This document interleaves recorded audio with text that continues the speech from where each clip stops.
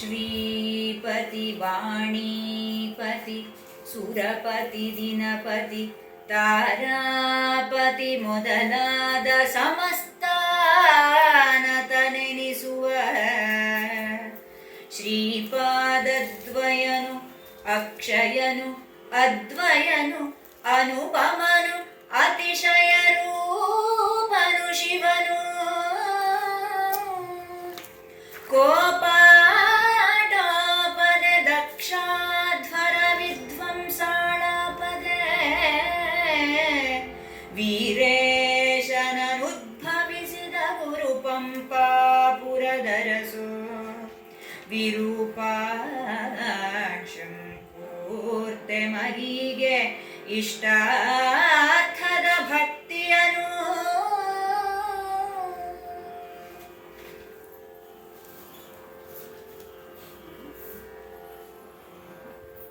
ಕಡುಗಾಳಿಗೆ ಬಿಟ್ಟಂಬಿಗೆ ಐದುವದಿಟ್ಟಿಗೆ ನಡೆವ ಮನಕ್ಕೆ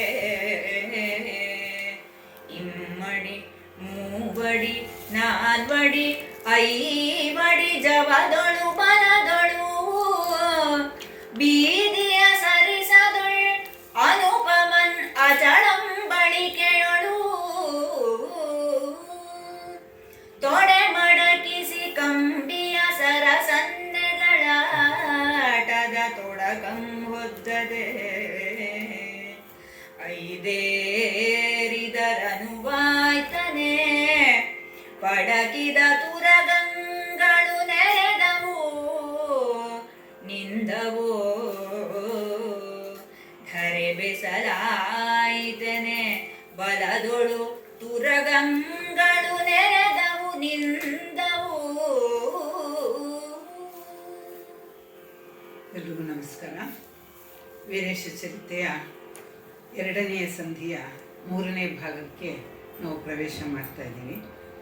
ಈ ಕಾವ್ಯದ ಬಹಳ ಒಂದು ಹೈಲೈಟ್ ಅಂದರೆ ವೀರರಸ್ವೇಯ, ಯುದ್ಧ, ಆಟೋಪ, ಪ್ರಕಾರಣ, ಪ್ರತಾಪ, ಸಿಟ್ಟು, ಕೋಪ ಈ ಥರದ್ದೇ ಒಂದು ಜಾಸ್ತಿ ಬರುವಂತಹ ಒಂದು ವೀರರಸ ಪ್ರಧಾನವಾದಂತಹ ಕಾವ್ಯ. ಅಲ್ಲಲ್ಲಿ ವೀರಭದ್ರನ ಈಶ್ವರನ ಮೇಲಿನ ಭಕ್ತಿ ಬರುತ್ತೆ.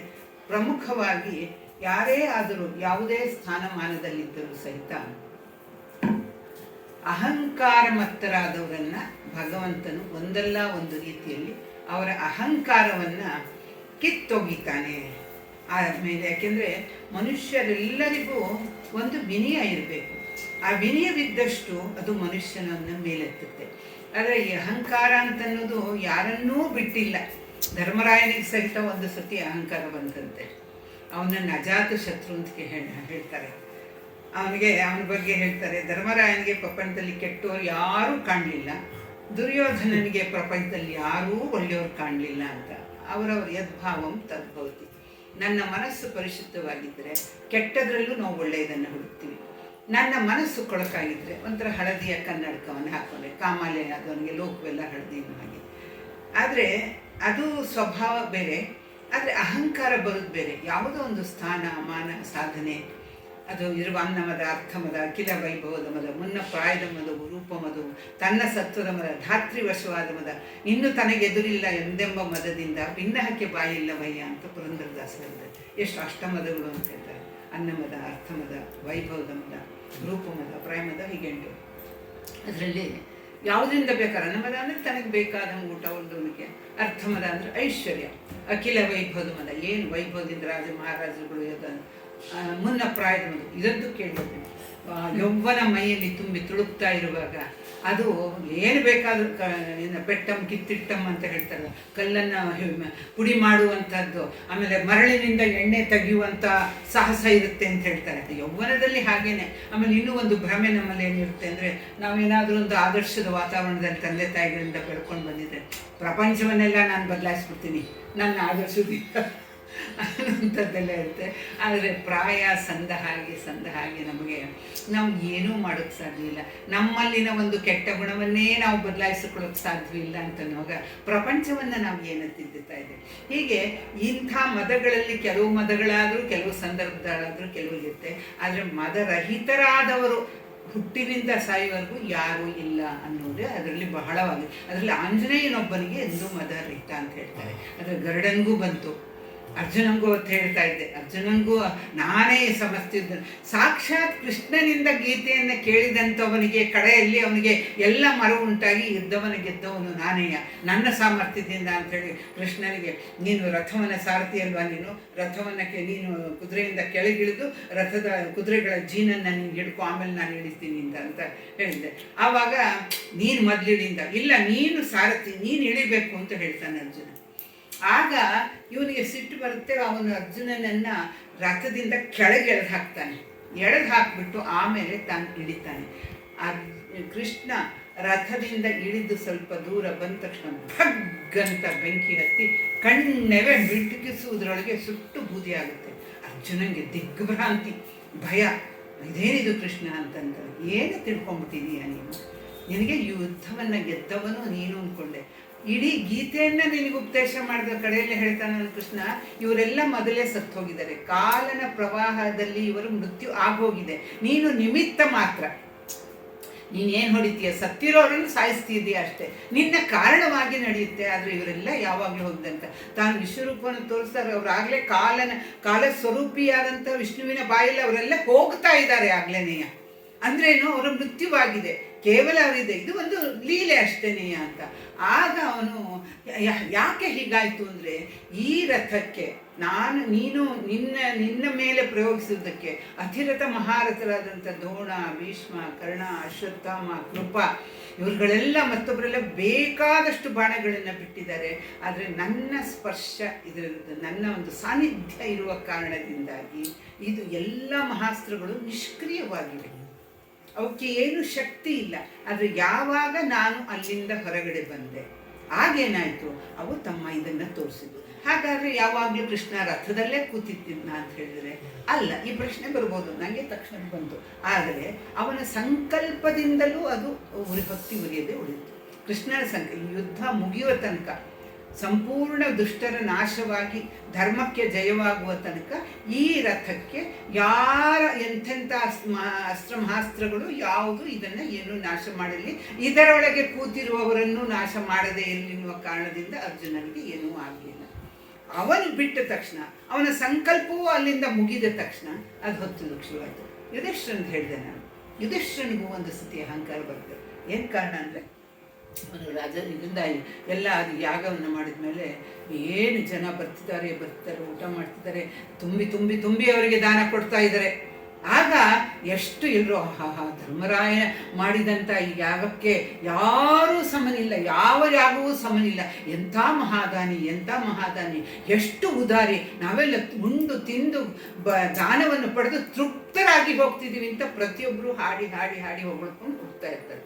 ಇದು ಧರ್ಮರಾಯನಲ್ಲಿ ಒಂದು ಅಹಂಕಾರದ ಲೇಷವನ್ನು ಉಟ್ಕೊಳ್ಳುತ್ತೆ. ಆಗ ಆ ಸಮಯದಲ್ಲಿ ಒಂದು ಮುಂಗುಸಿ ಬರುತ್ತೆ. ಆ ಮುಂಗುಸಿಯ ಅರ್ಧ ಮೈ ಚಿನ್ನ ಆಗಿರುತ್ತೆ, ಇನ್ನರ್ಧ ಮೈ ಹಾಗೆ ಅದರದ ರೋಮ ಭರಿತ ತುಪ್ಪಳ ಭರಿತ ಶರೀರವಾಗಿರುತ್ತೆ. ಅದು ಬಂದುಬಿಟ್ಟು ಊಟ ಮಾಡಿ ಎದ್ದವರ ಎಲೆಯ ಮೇಲೆ ಹೊರಡ್ಕೊಂಡು ಹೋಗ್ತಾ ಇರುತ್ತೆ. ಹೊರಡ್ಕೊಂಡು ಹೋಗೋದು, ಎತ್ಕೊಂಡು ನೋಡೋದು, ಹೊರಡ್ಕೊಂಡು ಹೋಗೋದು, ಎತ್ಕೊಂಡು ನೋಡೋದು, ಹಾಗೆ ಪಂಕ್ತಿಗಳ ಮೇಲೆ ಹೊರಳಿ ಎದ್ರು ಸಹಿತ ಅದು ಏನು ಅಂದರೆ ಅದರ ಅರ್ಧ ಮೈ ಚಿನ್ನ ಆಗಿದೆ. ಇದಾದಾಗ ಅಯ್ಯೋ, ಈ ಧರ್ಮರಾಯನೇ ಆಗ ಏನೋ ನಾನು ಮಹಾದಾನಿ ಅಂದ್ಕೊಂಡಿದ್ದೆ, ಆದರೆ ಕಾಡಿನಲ್ಲಿ ಒಂದಿಷ್ಟು ಹಿಟ್ಟನ್ನು ಕೊಟ್ಟವನ ದಾನಕ್ಕೆ ಇದು ಏನು ಸಮನಿಲ್ಲ, ಇವನು ಯಾವ ಮಹಾದಾನಿ ಅಂತ. ಇದನ್ನು ಕೇಳಿ ಸೇವಕರುಗಳಿಗೆ ಬಹಳ ಸಿಟ್ಟು ಬಂತು. ನಮ್ಮ ಮಹಾಪ್ರಭುವನ್ನ, ಸಮ್ರಾಟನನ್ನ, ಧರ್ಮರಾಯನನ್ನ ನೀನು ಹೀಗೆ ಕೀಳಾಗಿ ಇದು ಮಾಡ್ತೀಯ ಅಂತ ಧರ್ಮರಾಯನ ಹತ್ರ ಕರ್ಕೊಂಡು ಹೋಗ್ತಾರೆ. ಅವನಿಗೂ ಇದನ್ನ ನೋಡಿ ಆಶ್ಚರ್ಯ ಆಗತ್ತೆ, ಏನಿದು ಅರ್ಧ ಶರೀರ ಹೇಗೆ ಅಂತ. ಆಗದು ಒಂದು ಕತೆ ಹೇಳುತ್ತೆ. ಕಾಡಿನಲ್ಲಿ ಒಬ್ಬ ಬ್ರಾಹ್ಮಣನ ಪರಿವಾರ, 4 ಜನ, ಮಗ, ಸೊಸೆ, ಒಂದು 4-6 ಜನಗಳ ಪರಿವಾರ ಉಂಚವೃತ್ತಿ ಅಂತ ಒಂದು ಹೇಳ್ತಾರೆ. ಉಂಚವೃತ್ತಿ ಅಂದರೆ ಭಿಕ್ಷೆ ಅಲ್ಲ, ಅದು ಧಾನ್ಯಗಳನ್ನು ಬಡಿತಾರಲ್ಲ, ಬಡಿದ ಮೇಲೆ ಉಳಿದದ್ದನ್ನು ಎತ್ತಿಕೊಂಡು ಬರುವಂಥದ್ದು, ಭಿಕ್ಷೆಯೂ ಅಲ್ಲ. ಆ ಸಮಯದಲ್ಲಿ ಅವರು ತಂದಿಟ್ಕೊಂಡು ಧಾನ್ಯವನ್ನು ಸಂಗ್ರಹಿಸಿಕೊಂಡು ಬಡಿದು ಉಳಿದದ್ದು ಅಥವಾ ಮರದಿಂದ ಧಾನ್ಯಗಳು ಬಿದ್ದದ್ದು, ಅಲ್ಲಿ ಯಾರನ್ನೂ ಕೇಳಬೇಕಾದಿಲ್ಲ, ಯಾರ ಒಂದು ಹಂಗಿಗೆ ಒಳಗಾಗಿ ಭಿಕ್ಷೆಯನ್ನು ಪಡಿಬೇಕಾದಿಲ್ಲ. ಅದು ಉಂಚವೃತ್ತಿ. ಹಾಗೆ ಅವನದನ್ನು ಸಂಗ್ರಹಿಸಿಟ್ಕೊಂಡು ಊಟ ಮಾಡಿ. ಒಂದು ಸತಿ ಬರಗಾಲ ಬರುತ್ತೆ. ಬೆಳೆಗಳು ಬೆಳೀತಾ ಇಲ್ಲ, ವಂಶವೃತ್ತಿಯಲ್ಲಿ ಇವನಿಗೆ ಧಾನ್ಯ ಸಿಗ್ತಾ ಇಲ್ಲ, ಮನೆಯಲ್ಲಿದ್ದು ಹೋಗಿದೆ, ಹಸು ನೀರಿಲ್ಲ, ಹಸು ಹಸು ಹಸು ಎಲ್ಲರೂ ತತ್ತರಿಸಿ ಹೋಗ್ತಾ ಇದ್ದಾರೆ. ಎಷ್ಟೋ ದಿನ ಆದಮೇಲೆ ಅಂತೂ ಇಂತೂ ಕಷ್ಟಪಟ್ಟು ಒಂದಿಷ್ಟು ಧಾನ್ಯವನ್ನು ಅವನಿಗೆ ಸಂಗ್ರಹಿಸ್ತಾನೆ. ಅದನ್ನು ಹಿಟ್ಟು ಮಾಡಿ ಅದು ರೊಟ್ಟಿಯೋ ಮತ್ತೊಂದೋ ಏನೋ ಮಾಡಿಬಿಟ್ಟು ಇದನ್ನೇ ಎಲ್ಲರೂ ಹಾಗೆ ಒಂದು ಸ್ವಲ್ಪ ನೀರು ಸಿಗುತ್ತೆ ಅವರಿಗೆ. ಆ ನೀರನ್ನು ಮನೆಯವರಿದ್ದವರೆಲ್ಲ ಹಂಚಿಕೊಂಡು ಆ ರೊಟ್ಟಿ ಅಥವಾ ಹಿಟ್ಟು ಎಲ್ಲವನ್ನು ಹಂಚಿಕೊಂಡು ಇನ್ನೇನು ಅವರು ಊಟ ಒಂದು ಸದ್ಯ ಇಷ್ಟು ದಿನವಾದಮೇಲೆ ಹೊಟ್ಟೆ ಹಸಿವು ಅನ್ನೋದು ಅದು ನರಕ ಸದೃಶ. ಹಸಿದವರಿಗೆ ಗೊತ್ತು, ಹಸಿದವನೇ ಬಲ್ಲ ಹಸುವಿನ ಪೀಡೆ ಏನು ಅಂತ ಹೇಳ್ತಾರೆ. ನಾವು ಖಂಡಿತ ಅಷ್ಟೊಂದು ಹಸ್ತಿಲ್ಲ, ನಾವು ಹಸ್ತಿದ್ದೀವಿ ಒಂದೆರಡು ಬಾರಿ ಯಾವಾಗಲೇ ಅಯ್ಯೋ ಇಡೀ ಮನೇಲಿ ಮಾಡಿದ ಅಡುಗೆ ಎಲ್ಲ ತಿನ್ಬಿಡೋಣಪ್ಪ ಅನ್ನುವಂಥ ಒಂದು ಹಪ್ಪ ಹಪ್ಪ ಇರುತ್ತೆ. ಅತಿ ಬಾಯಾರಿಕೆ ಆದವ್ರಿಗಿಲ್ಲ, ಟ್ಯಾಂಕ್ ನೀರೇ ಕುಡಿದ್ಬಿಡೋಣ ಅನ್ನೋಷ್ಟು ಹಪ್ಪ ಹಪ್ಪ ಇರುತ್ತೆ. ಆದರೆ ಉಪವಾಸವೇ ಇದು ಆಹಾರವೇ ಸಿಗದಿರುವ ಹಸಿವನ್ನು ನಾವು ನೋಡಿಲ್ಲ. ನಾವು ಕೆಲವರು ನೋಡ್ತೀವಲ್ಲ, ಮೂಳೆ ಚಕ್ರ ಇರುತ್ತೆ, ಎಳೆ ಮಕ್ಕಳು ಹೊಟ್ಟೆಲಿ ಸಂಕಟ ಆಗೋಗುತ್ತೆ. ಇವರಿಗೆ ಅಂತಹ ಪರಿಸ್ಥಿತಿ ಬಂದಿದೆ.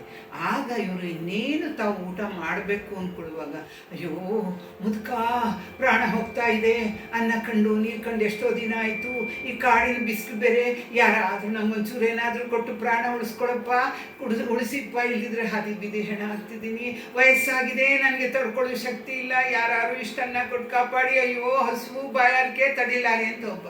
ತಕ್ಷಣ ಇವನು ನಾವು ಕರ್ಕೊಂಡು ಬಂದು ಹೋಗಿ ತನ್ನ ಪಾಲಿನ ನೀರನ್ನು ಆಹಾರವನ್ನು ಕೊಡ್ತೀವಿ. ಹಸು ಇದ್ದಿದ್ರೆ ಚೆನ್ನಾಗಿರ್ತಾ ಇತ್ತು, ಸ್ವಲ್ಪ ತಿಂದ್ಮೇಲೆ ಹಸು ಇನ್ನೂ ಬಗ್ ಅಂತ ಇದೆ. ಇದು ನಮ್ಮ ಅನುಭವ. ತುಂಬ ಹಸಿದ್ದಾಗ ಒಂದು ಚೂರು ಸಿಕ್ಬಿಟ್ರೆ ಇನ್ನೂ ಹಸು ಜಾಸ್ತಿ ಆಗುತ್ತೆ. ಬೇಕಾದ್ರೆ ಇನ್ನೊಂದು ಗಂಟೆ ನಾವು ಕಾಯ್ಕೊಂಡಿರ್ಬೋದು, ಇನ್ನೊಂದು 2-3 ಗಂಟೆ ಕಾಯ್ಬೋದು. ಚೂರು ತಿನ್ನಬಾರ್ದು, ಚೂರು ತಿನ್ಬಿಟ್ರೆ ಹಸು ಜಾಸ್ತಿ ಆಗುತ್ತೆ. ಆಗ ಏನು ಹೆಂಡತಿನೂ ಕೊಟ್ಲು, ಸಾಲದು ಮತ್ತೊಂದು ಕೂಗಾಡಿದಾಗ ಮಗ ಸೊಸೆ ಮನೆಯವರೆಲ್ಲರೂ ಕೊಟ್ಟುಬಿಟ್ರು. ಹಾಗೆ ಕೊಟ್ಟಾಗ ಕಡೆಗೆ ಅವನು ಪ್ರತ್ಯಕ್ಷ ಹೇಳ್ತಾನೆ, ಎಂಥ ಅಪರಿಮಿತವಾದ ನಾವು ದಾನ ಅನ್ಕೋತೀವಿ. ನಮಗೆ ಆ ತಿಂದು ಉಂಡು ಅಥವಾ ನಮ್ಮ ಹತ್ರ ಬೇಕಾ ಖರ್ಚು ಮಾಡುವಷ್ಟು ಉಳಿದು ಹೆಚ್ಚಾದ್ದನ್ನು ನಾವು ಕೊಟ್ಟರೆ ಅದು ದಾನದ ಲೆಕ್ಕಕ್ಕೆ ಬರಲ್ಲ. ಆಗ ಹೇಳ್ತಾನೆ ಇದು ನಿಜವಾದ ದಾನ ಅಂತೇಳಿ ಅವನನ್ನು ಅವನು ಸ್ವರ್ಗಕ್ಕೆ ಕರ್ಕೊಂಡು ಹೋಗ್ತಾನೆ ಅಂತಿದೆ. ಅವ್ರು ಹಾಗೆ ಹಿಟ್ಟು ಬೀಸಿದಾಗ ಕೊಟ್ಟಾಗ ಉಳಿದಂತಹ ಒಂದು ಚೂರನ್ನು ಇದು ತಿನ್ನೋದಕ್ಕೆ ಅಂತ ಹೋದಾಗ ಅದ್ರ ಮೈ, ಯಾಕೆಂದರೆ ಇದಕ್ಕೇನು ಇಷ್ಟೆತ್ರ ಕಾಲಿಲ್ಲ ಮುಂಗುಸಿಗೆ, ಅದ್ರದ್ದು ಸ್ವಲ್ಪ ಮೈ ಇದು ನೆಲದ ಮೇಲೆ ಸ್ಪರ್ಶವಾಗುವಂತಹ ಮೈ, ಅದು ತಗಲಿದ ತಕ್ಷಣ ಇದ್ರ ಮೈ ಚಿನ್ನ. ಆಗ ನೋಡುತ್ತೆ, ಅರ್ಧ ಚಿನ್ನ ಆಯ್ತಲ್ಲ ಅಂತೇಳಿ ಅದಕ್ಕೆ ಆಸೆ ಹುಟ್ಟಿತು, ಇಡೀ ಮೈಯನ್ನು ಚಿನ್ನ ಮಾಡ್ಕೊಳ್ಬೇಕು ಅಂತ. ಯಾವುದರಿಂದ ಇದು ಚಿನ್ನ ಆಯಿತು? ಆ ಬ್ರಾಹ್ಮಣ ಕೊಟ್ಟ ಅಪರಿಮಿತವಾದ ದಾನದಿಂದ, ಅಭೂತಪೂರ್ವವಾದ ಅನನ್ಯವಾದ ಅನೂಹ್ಯವಾದ ದಾನದ ಪ್ರಭಾವದಿಂದಾಗಾದ್ರಿಂದ. ಹಾಗಾದರೆ ಎಲ್ಲೆಲ್ಲಿ ದಾನ ಧರ್ಮ ಅನ್ನ ಸಂತರ್ಪಣೆ ನಡೀತಾ ಇತ್ತು ಅಲ್ಲಿ ಎಲ್ಲ ಕಡೆ ಅವರು ಹೋಗ್ತಿತ್ತು, ಹೊರಳ್ತಾ ಇತ್ತು. ಅಲ್ಲಿ ಅಕಸ್ಮಾತ್ತಾಗಿ ಮೈಗೆ ತಗುಲ್ತು, ಇದು ಹೊರಳ್ತಾ ಇತ್ತು, ಎಲ್ಲೂ ಆಗ್ತಿಲ್ಲ. ಧರ್ಮರಾಯನ ಯಜ್ಞ ನಡೀತಾ ಇದೆ ಎನ್ನುವಾಗ ಅಲ್ಲಿ ನನಗೆ ಹಾಗೇ ಆಗುತ್ತೆ ಅಂತ ಅಂದ್ಕೊಂಡು ಬಂದಾಗ ಹೀಗಾಯಿತು. ಆಗ ಧರ್ಮರಾಯನಿಗೆ ನನ್ನ ಹತ್ರ ಇದ್ದು ಹೆಚ್ಚಾಗಿರುವಂಥದ್ದು ಮಾಡ್ತಿದ್ದೀನಿ, ನಾನು ಹಸಿದು ಇನ್ನೊಬ್ಬರಿಗೆ ಊಟ ಕೊಟ್ಟಿಲ್ಲ, ನಾನು ನೆಲದ ಮೇಲೆಗೆ ಮನೆಗೆ ಹಾಸಿಗೆ ಆ ಥರ ನಾವು ಮಾಡಲ್ಲ.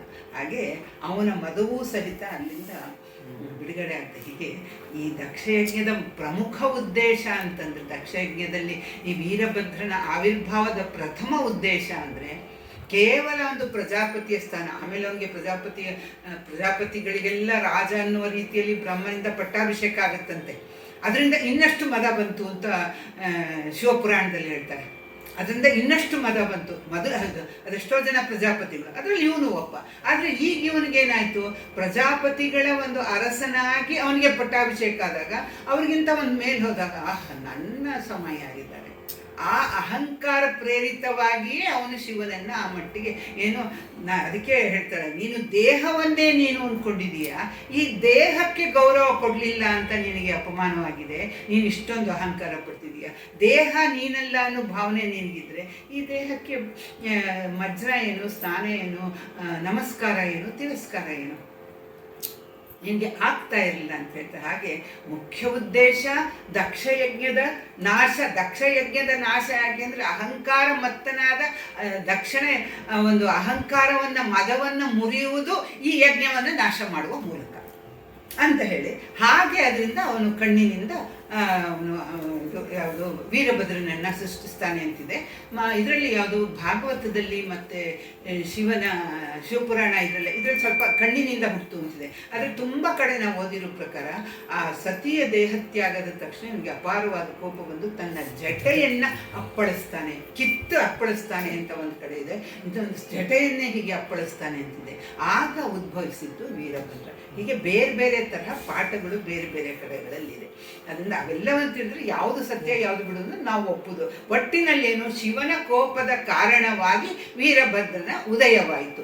ಸೊ ಆ ಮೂಲ ಯಾವುದು? ಕೋಪ. ಹಾಗಾಗಿ ವೀರಭದ್ರನಲ್ಲಿಯೂ ಸಹಿತ ಆ ಕೋಪ ಆ ಬಲ ಎರಡೂ ಒಂದು ಥರ ತುಂಬಿ ತುಂಬಿ ಹರಿತಾ ಇತ್ತು. ಅದು ಹೀಗೆ ಇಲ್ಲೇನಾಯಿತು, ಅವರೆಲ್ಲ ಇದನ್ನ ಬರ್ತಾರೆ, ಯುದ್ಧಕ್ಕೆ ಸಿದ್ಧವಾಗಿ ಬರ್ತಾರೆ. ಆಗ ಕಡುಗಾಳಿಗೆ ಬಿಟ್ಟಂಬಿಂಗೈದುವ ದಿಟ್ಟಿಗೆ ನಡೆವ ಮನಕ್ಕೆ ಇಮ್ಮಡಿ ಮೂವಡಿ ನಾಲ್ವಡಿ ಐವಡಿ ಜವದೊಳು ಬಲದೊಳು ಬೀದಿಯ ಸರಿಸದೊಳು ಅನುಪಮನ ಅಚಳಂಬಳಿಕೆಯಳು ತೊಡೆಮಡಕಿಸಿ ಕಂಬಿಯ ನಾಟದ ಈ ತುರಂಗಗಳು ಅಂತ ಹೇಳ್ತಾರೆ. ಅಂದರೆ ಈ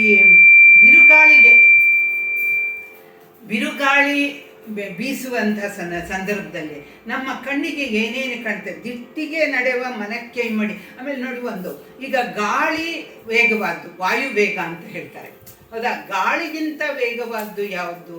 ನಮ್ಮ ಮನಸ್ಸು. ಈ ನಡುವೆ ದೃಷ್ಟಿ. ಅದರ ದೃಷ್ಟಿಗೆ ಒಂದು ವೇಗ ಅಲ್ಲ, ದೃಷ್ಟಿಗೆ ಇರುವುದು ಅದರ ಒಂದು ನೋಡುವ ಸಾಮರ್ಥ್ಯದ ಮಿತಿ. ನಮ್ಮ ಕಣ್ಣು ತುಂಬ ಸೂಕ್ಷ್ಮ ಆಗಿದ್ರೆ ಸ್ವಲ್ಪ ಜಾಸ್ತಿ ದೂರ ಕಾಣುತ್ತೆ, ಹೌದು ತಾನೆ? ಸೂಕ್ಷ್ಮ ದೃಷ್ಟಿ ಇಲ್ಲದೆ ಇರೋರಿಗೆ ಇಲ್ಲೇ ಎದುರಿಗೆ ಕಾಣೋದು ಕಷ್ಟ ಆಗ್ಬೋದು. ಅದರಿಂದ ಮೊದಲು ದೃಷ್ಟಿ, ಆಮೇಲೆ ಗಾಳಿ, ಆಮೇಲೆ ವಾಯುವೇಗದಲ್ಲಿ ಬಿರುಗಾಳಿ, ಅದನ್ನೆಲ್ಲವನ್ನೂ ಮೀರಿಸಿದ್ದು ಮನಸ್ಸು. ಈಗ ನಾನು ಅದು ಯಾವುದೋ ಒಂದು ನೋವು ಆ ಕಡೆ ಹೋಗ್ತೀನಿ ಅಂದರೆ ಹೊರಟೋಯ್ತು ನನ್ನ ಮನಸ್ಸಲ್ಲಿ. ಬ್ರಹ್ಮಾಂಡವನ್ನು ಸುತ್ಕೊಂಡು ಬರ್ತೀನಿ ಅಂದರೆ ಸುತ್ಕೊಂಡು ಬಂದ್ಬಿಡ್ತು. ಯಾಕೆಂದರೆ ಮನಸ್ಸಿಗಿಂತ ಇಮ್ಮಡಿಲ್ಲ. ಅಮೇರಿಕಾಗೆ ಹೋಗ್ಬೇಕು ಅಂದ್ರೆ ಹೊರಟೋಯ್ತು, ಆಗಲೇ ನಾನು ಅಮೇರಿಕಾದಲ್ಲಿ ಇದ್ದೀನಿ. ಆದ್ದರಿಂದ ಎಲ್ಲದಕ್ಕಿಂತ ಮಿಂಚಿನ ವೇಗ ಅಂತ ಹೇಳ್ತಾರೆ. ಮಿಂಚಿಗೂ, ಶಬ್ದಕ್ಕೂ, ಬಿರುಗಾಳಿಗೂ, ದೃಷ್ಟಿಗೂ ಎಲ್ಲವನ್ನೂ ಮೀರಿಸಿದ ವೇಗ ಮನಸ್ಸು. ಅದರಲ್ಲಿ ರಾಘವಂಕ ಹೇಳ್ತಾನೆ, ಮನಕ್ಕೆ ಇಮ್ಮಡಿ ಮೂವಡಿ ನಾಲ್ವಡಿ ಐವಡಿ ಜವದಳು. ಮನಸ್ಸಿನ ವೇಗಕ್ಕಿಂತ ಅದನ್ನು ನಮ್ಮ ಕಲ್ಪನೆಯಲ್ಲಿ ಇದು ಮಾಡಬೇಕಾದ್ರೆ ಕವಿಯಲ್ಲಿ ಹೇಳಿದ್ನಲ್ಲ, ಉತ್ಪ್ರೇಕ್ಷೆಯ ಒಂದು ಪರಾಕಾಷ್ಠೆ ಇರುತ್ತೆ. ಮನಕ್ಕಿಂತ ವೇಗವಾಗಿ ಯಾವುದು ಹೋಗೋಕ್ಕೆ ಸಾಧ್ಯವಿಲ್ಲ. ಆದರೆ ಇವನು ಕಾವ್ಯವನ್ನು ಹೆಚ್ಚು ಪರಿಣಾಮಕಾರಿಯಾಗಿ ಮಾಡೋದಕ್ಕೋಸ್ಕರ ಮನಸ್ಸಿನ 2 ಪಟ್ಟು 3 ಪಟ್ಟು 4 ಪಟ್ಟು 5 ಪಟ್ಟು ವೇಗದಲ್ಲಿ ಈ ಕುದುರೆಗಳು ಹೋಗ್ತಿತ್ತು. ಯಾಕೆಂದರೆ ಇದು ಪಡಕಿದ ತುರಂಗಗಳು ಅಂದರೆ ಜೀನು ಹಾಕಿ ಸಿದ್ಧವಾಗಿ ಒಂದು ಸತಿ ಅವುಗಳನ್ನು ಚಪ್ಪರಿಸಿದಾಗ ಆ ರೀತಿಯಲ್ಲಿ ಮನಸ್ಸಿನ 5 ಪಟ್ಟು ವೇಗದಲ್ಲಿ ಅವುಗಳು ಏನು ಸಾವಿರ ಲಕ್ಷ ಕುದುರೆಗಳು ಹೋಯಿತು. ಇಲ್ಲಿ ಕವಿ ಹೇಳ್ತಾನೆ, ದರೆ ಬೆಸಲಾಯಿತಾನೆ ಬಲದೊಡು. ಬೆಸಲಾಗುವುದು ಅಂದರೆ ಹೆರುವುದು ಅಂತ ಅರ್ಥ. ಹೆರುವುದು ಅಂತ ಅರ್ಥ. ಧರಣಿ ಈದಿತೋ ಮೋಹರವ ಅಂತ ಕುಮಾರವ್ಯಾಸ ಒಂದು ಕಡೆ ಹೇಳ್ತಾನೆ. ಅಂದರೆ ಇದು ಭೂಮಿಯೇ ಸೈನ್ಯವನ್ನು ಹೆತ್ತು ಬಿಟ್ಲೇನೋ, ಅದೇ ಅರ್ಥದಲ್ಲಿ ಇಲ್ಲಿ ದರೆ ಬೆಸಲಾಯಿತಾನೆ ಬಲದೊಳು. ಈ ಎಲ್ಲ ಏನು ಚತುರಂಗ ಬಲ ಏನಿತ್ತು ಆ ಬಲವನ್ನು ಯಾರೂ ತರಲಿಲ್ಲ, ಈ ಭೂಮಿನೇ ಅವುಗಳನ್ನೆಲ್ಲ ಹೆತ್ಬಿಟ್ಲೇನೋ ಅನ್ನುವಂಥ ರೀತಿಯಲ್ಲಿ ಅಷ್ಟು ಅದ್ಭುತ ಪರಾಕ್ರಮದಿಂದ ವೀರಭದ್ರನ ಸೈನ್ಯ ಮನದ 3, 4, 5 ಪಟ್ಟು ವೇಗದ ಕುದುರೆಗಳೊಡನೆಯೂ ಸಿದ್ಧವಾಯಿತು.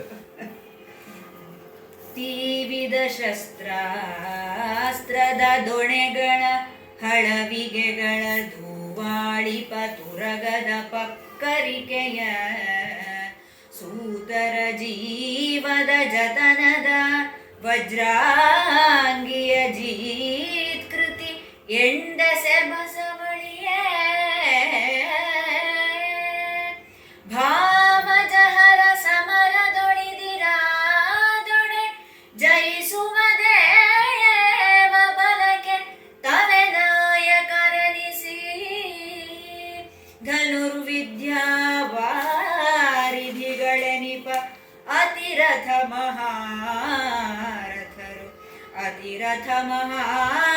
ಮಹಾರಥರೇರಿದ ರಥತತಿ ಐತಂದವಲೈ. ಅಂದರೆ ತುಂಬಿದ ಶಸ್ತ್ರಾಸ್ತ್ರಗಳನ್ನು ಹೊರಟಿದಂಥ ಬತ್ತಳಿಕೆಗಳು. ಬತ್ತಳಿಕೆ ಅಂದರೆ, ಯಾಕೆಂದರೆ ನಾವು ವರ್ಣನೆಗಳಲ್ಲಿ ಏನು ಕೇಳ್ತೀವೋ ಬತ್ತಳಿಕೆಯಲ್ಲಿ 2 ವಿಧ ಇದೆ. ಒಂದು ಸಾಧಾರಣ ಬತ್ತಳಿಕೆ, ಇಂದು ಅಕ್ಷಯ ಬತ್ತಳಿಕೆ. ಅಕ್ಷಯ ಬತ್ತಳಿಕೆ ಅಂದರೆ ಇಲ್ಲಿಂದ ಬಾಣ ತೆಗ್ದಂಗೆ ವಸ್ತು ಬರ್ತಾನೆ ಇರುತ್ತೆ. ಆದರೆ ಯುದ್ಧ ಅನ್ನೋದು ಹೇಗೆ ನಡೀತಿತ್ತು ಅಂದರೆ, ನಮ್ಮ ಕಲ್ಪನೆಯಲ್ಲಿ ನಾವು ಈ ಚಿತ್ರವನ್ನಷ್ಟೇ ನೋಡ್ತೀವಿ. ಅದರ ಹಿಂದಿನ ತಯಾರಿ ಹೇಗಿತ್ತು ಅಂದರೆ, ಬಂಡಿಗಳಲ್ಲಿ ಬಿಲ್ಲುಗಳನ್ನು, ಬಾಣಗಳನ್ನು, ಗದೆಗಳನ್ನು, ಕತ್ತಿಗಳನ್ನು ಯುದ್ಧದ ಜೊತೆಗೆ ಹೋಗ್ತಾ ಇತ್ತಂತೆ. ಎಲ್ಲರಿಗೂ ಅಕ್ಷಯ ಬತ್ತಳಿಕೆ ಇರೋಕ್ಕೆ ಸಾಧ್ಯವಿಲ್ಲ, ಹೌದು ತಾನೆ? ಹಾಗಾದರೆ ಇವ್ರು ಎಷ್ಟು ಇಟ್ಕೋಬೋದು ಆ ಬತ್ತಳಿಕೆಯಲ್ಲಿ? ಒಂದು 15, 20, 30. ಆ ಬಾಣ ಬಿಟ್ಟ ತಕ್ಷಣ ಅದು ಖಾಲಿ. ಆ ಖಾಲಿ ಆದಮೇಲೆ ಏನು ಮಾಡಬೇಕು? ಮತ್ತೆ ಬಂಡಿಗಳಲ್ಲಿ ಅದನ್ನು ತುಂಬಿಟ್ಕೊಂಡಿರ್ತಿದ್ದಂತೆ, ಮತ್ತೆ ಅದನ್ನು ತಗೊಳ್ಳೋದು. ಹಾಗಾದ್ರೆ ಆ ನಡುವೆ ಯುದ್ಧ ಆಗ್ತಿರ್ಲಿಲ್ವ ಅಂದರೆ, ಯುದ್ಧದ ನಿಯಮ ಇತ್ತು ಆ ಕಾಲದಲ್ಲಿ. ಅವನು ಒಂದು ಪಕ್ಷ ಅವನ ಶಸ್ತ್ರಾಸ್ತ್ರಗಳು ಮುಗಿದು ಹೋದರೆ ಅವನು ಇನ್ನೊಂದಿಷ್ಟು ಶಸ್ತ್ರಾಸ್ತ್ರಗಳನ್ನ ಪಡೆಯುವುದಕ್ಕೆ ಅವಕಾಶವನ್ನು ಕೊಡಬೇಕು. ಆ ನಡುವೆ ಅವರ ಮೇಲೆ ದಾಳಿ ಮಾಡಬಾರ್ದು ಅಂತ ಹೀಗೆ ಒಂದು ಧರ್ಮದ ಕಟ್ಟಿನೊಳಗೆ ಯುದ್ಧ ನಡೀತಾ ಇತ್ತು. ಆದರೆ ಕಡೆಗೆ ಮಹಾಭಾರತ ಯುದ್ಧದಲ್ಲಿ ಅದನ್ನು ಮೀರಿ ನಡೆದಿರುತ್ತೆ.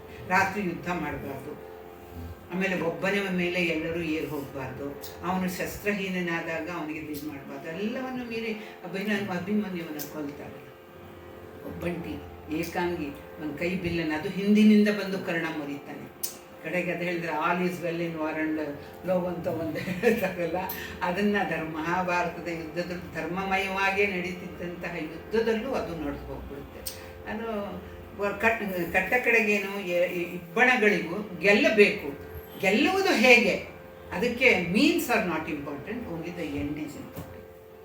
ಆ ಥರದಲ್ಲಿ ಇಲ್ಲಿ ತೀವಿದ ಶಸ್ತ್ರಾಸ್ತ್ರದ ದೊಣೆಗಳ ಬತ್ತಳಿಕೆಗಳ, ಆಮೇಲೆ ಬಾವುಟಗಳು ಇದ್ದೇ ಇರುತ್ತೆ. ಅದು ಒಂದು ಒಬ್ಬೊಬ್ಬ ಬಾವುಟಗಳು ಅಂತನ್ನುವ ಹಳವೆಗಳು ಬಾವುಟಗಳು ಅನ್ನುವಾಗ ಒಬ್ಬೊಬ್ಬ ವೀರನಿಗೆ ಅವನದು ಒಂದೊಂದು ಗುರುತಿರುತ್ತೆ. ಈಗ ವಿಷ್ಣು ಗರುಡಧ್ವಜ, ಶಿವ ವೃಷಭಧ್ವಜ, ಆಮೇಲೆ ಇವನು ಅರ್ಜುನ ಕಪಿಧ್ವಜ, ಹೌದು ತಾನೆ?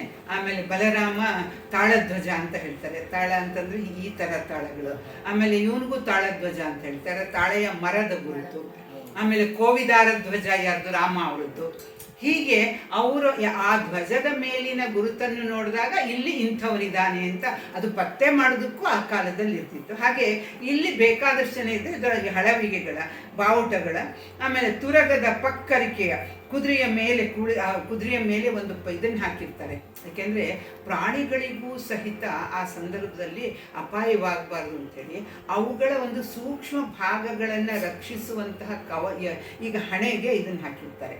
ಯಾಕೆಂದರೆ ಇದು ಮೆದುಳು, ಇಲ್ಲಿ ಹೊಡಿತು ಅಂತಂದರೆ ಮುಗಿದೋಯ್ತು. ಹಾಗೆ ಆನೆಗಳಿಗೆ ಕುದುರೆಗಳಿಗೆ ಇಲ್ಲಿ ಪಟ್ಟಿ ಹಾಕಿರ್ತಾರೆ.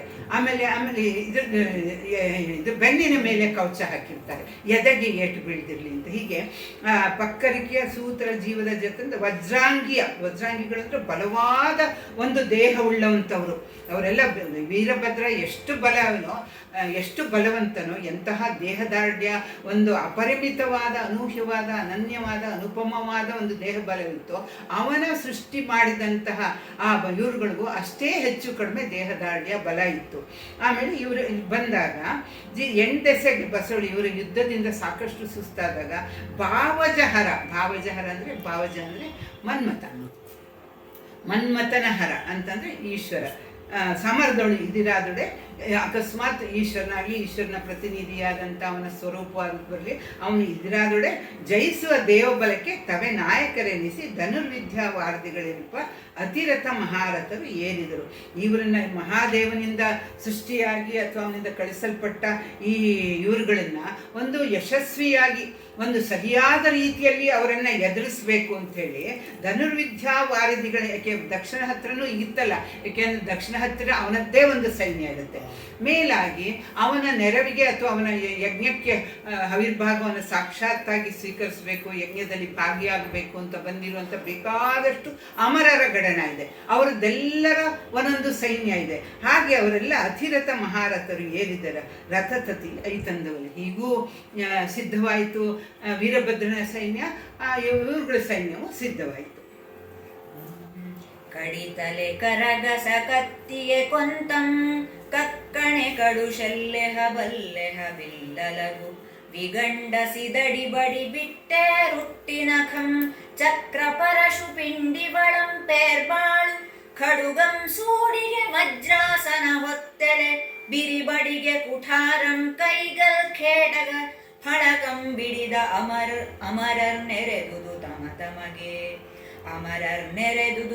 ತಮಗೆ ಏಂ ಹೊಗಳ್ವೆಂ ಭೂಮಿಯೇ ಕಡೆಗಡಿಯೆನಲು.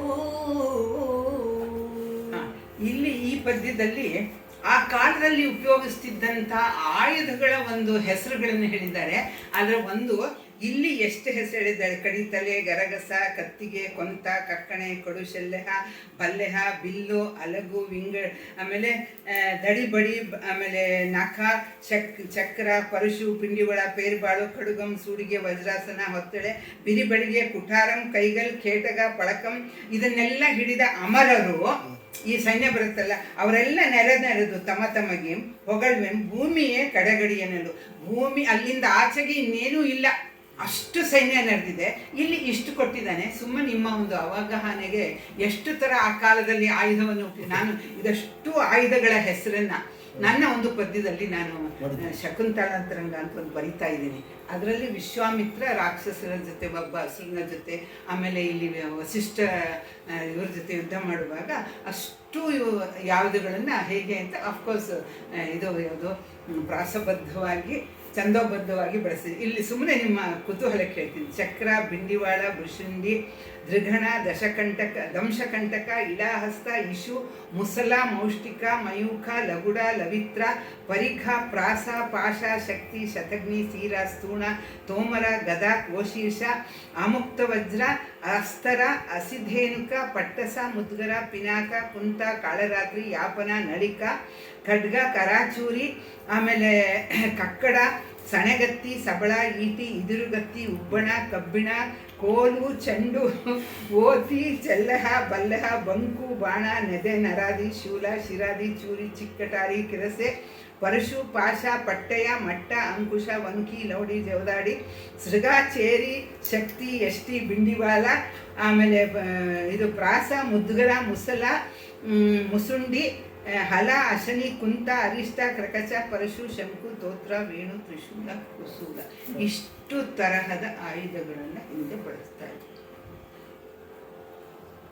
ಅದು ಈಗೇನು ಇದು ಮಾಡ್ತೀವಿ, ಇಂಥೆಂಥ ಆಯುಧಗಳು, ಅವುಗಳ ಶಕ್ತಿ, ಅವುಗಳ ಸಾಮರ್ಥ್ಯ, ಅವುಗಳ ಹಿರಿಯುವ ಸಾಮರ್ಥ್ಯ, ಅವುಗಳ ರಚನೆ ಎಲ್ಲ ವಿಭಿನ್ನವಾಗಿರ್ತಿತ್ತು. ಕೆಲವರು ಎಲ್ಲ ಸಾಕಷ್ಟು ಆಯುಧಗಳ ಒಂದು ಪ್ರಯೋಗದಲ್ಲಿ ಪರಿಣತಿಯನ್ನು ಪಡೀತಾ ಇದ್ರು. ಇಷ್ಟು ಆಯುಧಗಳಂದರೆ ಇದೊಂದು ಶ್ರೀವತ್ಸ ನಿಘಂಟು ಅಂತ, ಇದೊಂದು ಎಷ್ಟು ಶ್ರೀಮಂತವಾಗಿತ್ತು ನಮ್ಮ ಒಂದು ಪ್ರತಿಯೊಂದು. ನೀವು ಯುದ್ಧ ತಗೊಳ್ಳಿ, ಆಯುಧ ತಗೊಳ್ಳಿ, ಆಯುರ್ವೇದ ತಗೊಳ್ಳಿ, ಅಥವಾ ಚಿಕಿತ್ಸೆ ತಗೊಳ್ಳಿ, ಯಾವುದೇ ತಗೊಳ್ಳಿ, ಯು ನೇಮ್ ಇಟ್, ಅದರಲ್ಲಿ ಅಂಥ ಒಂದು ಪಾರಮ್ಯವನ್ನು ಗಳಿಸಿದ್ರು. ಆದರೆ ಯಾವಾಗ ಇವ್ರುಗಳ ಒಂದು ದಾಳಿ ಆಯಿತು, ಆಮೇಲೆ ಬ್ರಿಟಿಷರ ದಾಳಿ ಆದಮೇಲೆ ಈ ಶ್ರೀಮಂತಿಕೆಯನ್ನು ನೋಡಿ, ಅಂದರೆ ಈ ಸಾಂಸ್ಕೃತಿಕ ಶ್ರೀಮಂತಿಕೆ, ಆಯುರ್ವೇದದ್ದು ಎಲ್ಲ ನೋಡ್ಬಿಟ್ಟು ಅವರಿಗೆ ದಂಗು ಬಡಿಸೋದ್ರು. ಇವರನ್ನು ನಾವು ಆಳಬೇಕಾದ್ರೆ ಇವರ ಒಂದು ಸಂಸ್ಕೃತಿಯ, ಇವರ ಕಲ್ಚರ್ ಬಗ್ಗೆ ನಾವು ಅವರಿಗೆ ಅವಹೇಳನ ಉಂಟು ಮಾಡುವಂತಹ ಭಾವನೆಗಳನ್ನು ಈ ಭಾರತೀಯರ ಮನಸ್ಸಿನಲ್ಲಿ ಉಂಟು ಮಾಡಿದರೆ ನಾವು ಇದನ್ನು ಗೆಲ್ಲೋಕ್ಕೆ ಸಾಧ್ಯ. ಇಲ್ಲಿಯ ವಿದ್ಯಾಭ್ಯಾಸ, ಇಲ್ಲಿಯ ಗುರುಕುಲ ಎಲ್ಲವನ್ನು ಇಷ್ಟು ಅವರಿಗೆ ಅದ್ಭುತವಾಯಿತು ಅಂದರೆ ಕಡೆಗೆ ಮೆಕಾಲೆ ಅವನು ಹೇಳಿದ, ಇದೇನು ಪ್ರಯೋಜನವಿಲ್ಲ, ಈ ಥರ ನಮ್ಮ ಮನಸ್ಸಿನಲ್ಲಿ ತುಂಬ್ತಾ ಬಂದು ಈಗಲೂ ಅದರಿಂದ ನಾವು ಬಿಡುಗಡೆ ಹೊಂದಿಲ್ಲ. ಈಗಲೂ ಬಿಡುಗಡೆ, ನಮ್ಮ ವಿದ್ಯಾಭ್ಯಾಸ ಏನು. ಆದರೆ ಈಗ ಕೆಲವರು ಅಲ್ಲಲ್ಲೇ ಎಚ್ಚೆತ್ಕೊಂಡು ಗುರುಕುಲ ಮಾದರಿಯ ವಿದ್ಯಾಭ್ಯಾಸ, ಹಾಗಂತೇನು ಅವ್ರು ಬರೀ ಜುಟ್ಟು ಬಿಟ್ಕೊಂಡು ಅವ್ರು ಇದು ಮಾಡ್ಕೊಂಡು ಮಾಡಲ್ಲ, ಅವರು ಆಧುನಿಕ ವಿದ್ಯಾಭ್ಯಾಸವನ್ನು ಅಲ್ಲಿ ಕೊಡ್ತಾರೆ. ಆದರೆ ನಮ್ಮ ಹಿಂದಿನ ಪಾರಂಪರಿಕ ನೋಡಿ, ನಲಂದಾದಲ್ಲಿ 99 ಲಕ್ಷ ಗ್ರಂಥಗಳಿದ್ದಂತೆ. Can you ever imagine? 9 lakh ಗ್ರಂಥಗಳು, 9-10 ಅಂತಸ್ತುಗಳಲ್ಲಿತ್ತಂತೆ. 3 ತಿಂಗಳ ಕಾಲ ಅದು ಬಿಡದೆ ಸುಡ್ತಾ ಇತ್ತು. ಎಂಥ ನೀಚ ಮನಸ್ಥಿತಿ ಅವ್ರುಗಳದ್ದು ಅಂದರೆ, ಇದನ್ನು ಈಗ ನಾನೀಗ ಇದಕ್ಕೆ ಏರಾಗುತ್ತೆ, ಅದರಿಂದ ನಾನು ಹೇಳಬಾರ್ದು, ಆಮೇಲೆ ನಾನು ಹೇಳ್ತೀನಿ. ಅದೊಂದು ಇಷ್ಟು ದೇಶಗಳನ್ನು ಇದನ್ನು ಆಗ ಕೆಲವರು ಹೊತ್ತುಕೊಂಡು ಓಡೋದ್ರಂತೆ ಉರಿತಿರ್ಲಿಗಳು, ಅವ್ರನ್ನೆಲ್ಲ ಕೊಂದು ಹಾಕಿದ್ದಾರೆ. ಎಷ್ಟು ದೇಶ ವಿದೇಶಗಳಿಂದ ಶಿಷ್ಯರು ಬರ್ತಾ ಇದ್ದಂತೆ. ಏನಿತ್ತು ಆ ಕಾಲದಲ್ಲಿ? ಪ್ರಯಾಣಕ್ಕೆ ಯಾವ ಒಂದು ಸಾಧನ ಇತ್ತು? ದೇಶ ವಿದೇಶಗಳಿಂದ ಬಂದು ಇಲ್ಲಿ 10,000 ಜನ, 20,000 ಜನ ವಿದ್ಯಾರ್ಥಿಗಳಿದ್ರಂತೆ, ಸಾವಿರಾರು ಜನ ಶಿಕ್ಷಕರಿದ್ದರಂತೆ. ಏನಿರಲಿಲ್ಲ ನಮ್ಮ ದೇಶ. ಆದರೆ ಹೇಳಿದ್ನಲ್ಲ, ಬ್ರಿಟಿಷರು ಎಷ್ಟು ಸಕ್ಸಸ್ಫುಲ್ ಆದರು ಅಂತಂದರೆ, ನಮ್ಮ ಮನಸ್ಸಿನಲ್ಲೇ ನಮ್ಮದ್ರ ಬಗ್ಗೆ ಒಂದು ಹೇಯ, ಹೀನಾಯ, ತಿರಸ್ಕಾರ ಉಂಟು ಮಾಡೋ ಹಾಗೆ ಮಾಡಿ ಈಗಲೂ ನಮ್ಮಲ್ಲಿ ಅದರಿಂದ ನಾವು ಬಿಡುಗಡೆಯನ್ನು ಹೊಂದಿದ್ದೀವಿ. ಅದು ತುಂಬ ಶೋಚನೀಯವಾದ ಸಂಗತಿ. ಎಲ್ಲರೂ ಇಷ್ಟು ಆಯುಧಗಳಿರೋದಕ್ಕೆ ಸಾಧ್ಯ? ಏನೇನಿರಬಹುದು, ಎಷ್ಟು ನೂರಾರು ಆಯುಧಗಳು, ಒಂದಕ್ಕಿಂತ ಒಂದು ವಿಭಿನ್ನವಾದ್ದು, ಒಂದೊಂದರ ಕೆಲಸ ಒಂದೊಂದು. ಹಾಗೆ ಇಲ್ಲೇ ಇವನು ಸಾಕಷ್ಟು ಕೊಡ್ತಾನೆ. ಹೀಗೆ ತಮಗೆ ಹೊಗಳು ಭೂಮಿಯ ಕಡೆಗಡಿ ಎನ್ನಲು. ಎಷ್ಟು ಇದು ಸೇರ್ಕೊಂಡಿತ್ತು ಅಂತಂದರೆ ಅದಕ್ಕೆ ಏನು ಭೂಮಿಯಲ್ಲಿ ಮತ್ತೇನೂ ಕಾಣುವುದಕ್ಕೆ ಸಾಧ್ಯವಿಲ್ಲ. ಕೇವಲ ವೀರಭದ್ರನ ಸೈನ್ಯ ಮತ್ತು ಅಮರರ ಸೈನ್ಯ ಇಬ್ಬರು ಮುಖಾಮುಖಿಯಾಗುವುದಕ್ಕೋಸ್ಕರ ಇಡೀ ಪ್ರಪಂಚದ ಉದ್ದಗಲಕ್ಕೂ ಹರಡಿ ನಿಂತಿದ್ದಾರೆ. ಕಡಗುವ ಜವಚೂಣಿಯ ಮನೆಯೊಳು ಭಗಪೂಷರು ನಡೆದು ಇದ್ದೆಸೆಗಳ ಬಾಹೆಯಳು ಆ ದಕ್ಷನ ಬಲದೊಡೆಯನು ತನ್ನ ಸನಿಹದೊಳು ಸುರಪತಿ ಮುಖ್ಯ ಮರರು ನೆಲದೊಳು ಬಳಿ ಕುಳಿದ ಪಡೆ ಸಹಿತ ಅಬುಜೋದರ ಹೊಂತಲೆಯೊಳು ಮುಂತೊಗ್ಗೊಡೆಯದೆ ನೆರೆದು ಇದ ಗೆಲಬೇಕು ಎಂಬ ಅತಿ ಛಲಮಂ ಹಿಡಿದು ಕರಂ ತಂತಮ್ಮಾಳಂಬಲು ಹಿಂಜೋಡಿಸಿದರು. ಅದೇ ಬಣ್ಣಿಪೆನು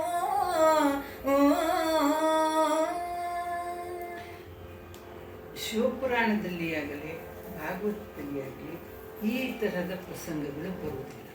ದಕ್ಷ ಅವನು ಕೇಳ್ಕೊಳ್ತಾನೆ. ಇದರಲ್ಲಿ ಇವರು ರಾಘವ ಕೇಳಿದ್ರು, ದಕ್ಷ ಹೋಗಿ ವಿಷ್ಣು ಇದೆಲ್ಲ ಆದಾಗ ಸತಿ ತನ್ನ ಪ್ರಾಣತ್ಯಾಗ ಮಾಡಿದಾಗ ಅವನು ವಿಷ್ಣು ದಕ್ಷನನ್ನು ಬೈತಾನೆ, ನೀನು ಈ ಥರ ಮಾಡಿದೆ ಈಗ ಏನಾಗುತ್ತೆ ಗೊತ್ತಿಲ್ಲ ಅಂದಾಗ ನಿನ್ನನ್ನು ನಾನು ಶರಣಾಗಿದ್ದೀನಿ, ನೀ ಕಾಯಬೇಕು ಅಂತಾನೆ. ಆದ್ದರಿಂದ ವಿಷ್ಣು ಒಪ್ಪುತ್ತಾನೆ. ವಿಷ್ಣುವಿಗೆ ಶಿವರಹಿತವಾದ ಯಜ್ಞದಲ್ಲಿ ಭಾಗವಹಿಸುವುದಕ್ಕೆ ಅಪೇಕ್ಷೆ ಇರುವುದಿಲ್ಲ, ಮನಸ್ಸಿರುವುದಿಲ್ಲ. ಆದರೆ ನಿನ್ನನ್ನು ನಾನು ಶರಣಾಗಿದ್ದೀನಿ, ನೀನು ನನಗೆ ಕಾಯಬೇಕು ಅಂದಾಗ ಒಂದು ತರಹ ದಾಕ್ಷಿಣ್ಯಕ್ಕೆ ಕಟ್ಟು ಬಿದ್ದು ವಿಷ್ಣು ಅವನಿಗೆ ಇದು ಮಾಡ್ತಾನೆ. ಇಲ್ಲಿ ಹೇಳ್ತಾರೆ, ಕಡಗುವ ಅಂದರೆ ಇವರಿಗೆ ಸಮರ್ಥನೆ ಕೊಡೋಕ್ಕೋಸ್ಕರ, ಬೆಂಬಲ ಕೊಡುವುದಕ್ಕೋಸ್ಕರ ಜವಚೂಣಿ ಯಮನ ಸೈನ್ಯ, ಆಮೇಲೆ ಭಗಪೂಷರು ಅಂದರೆ ಇವರು 12 ಜನ ಆದಿತ್ಯರು, ದ್ವಾದಶಾದಿತ್ಯರು ಅಂತ ಹೇಳ್ತಾರೆ. ಆದಿತ್ಯರು ಅಂದರೆ ಕಶ್ಯಪನ ಪತ್ನಿಯಾದಂಥ ಅದಿತಿಯಿಂದ ಜನಿಸಿದವರು ಆದಿತ್ಯರು. ಅದರಲ್ಲಿ ವಿಷ್ಣುನು ಬರ್ತಾನೆ. ಯಾಕೆ ಅಂದರೆ ಅವನು ಉಪೇಂದ್ರನಾಗಿ ವಾಮನಾವತಾರವನ್ನು ಮಾಡ್ತಾನೆ. ವಾಮನಾವತಾರವನ್ನು ಯಾವುದು ಇದು ಬಲಿಚಕ್ರವರ್ತಿ ಇಡೀ 3 ಲೋಕಗಳನ್ನು ವ್ಯಾಪಿಸಿದಾಗ ಅವರವರ ಸ್ಥಾನದಲ್ಲಿ ಅವರವರು ಇರಬೇಕು. ಮತ್ತೊಬ್ಬರನ್ನ ಎನ್ಕ್ರೋಚ್ ಮಾಡ್ಕೊಳ್ಳೋದು ಸರಿಯಲ್ಲ. ಅದು ಮುಖ್ಯ ಕಾರಣ.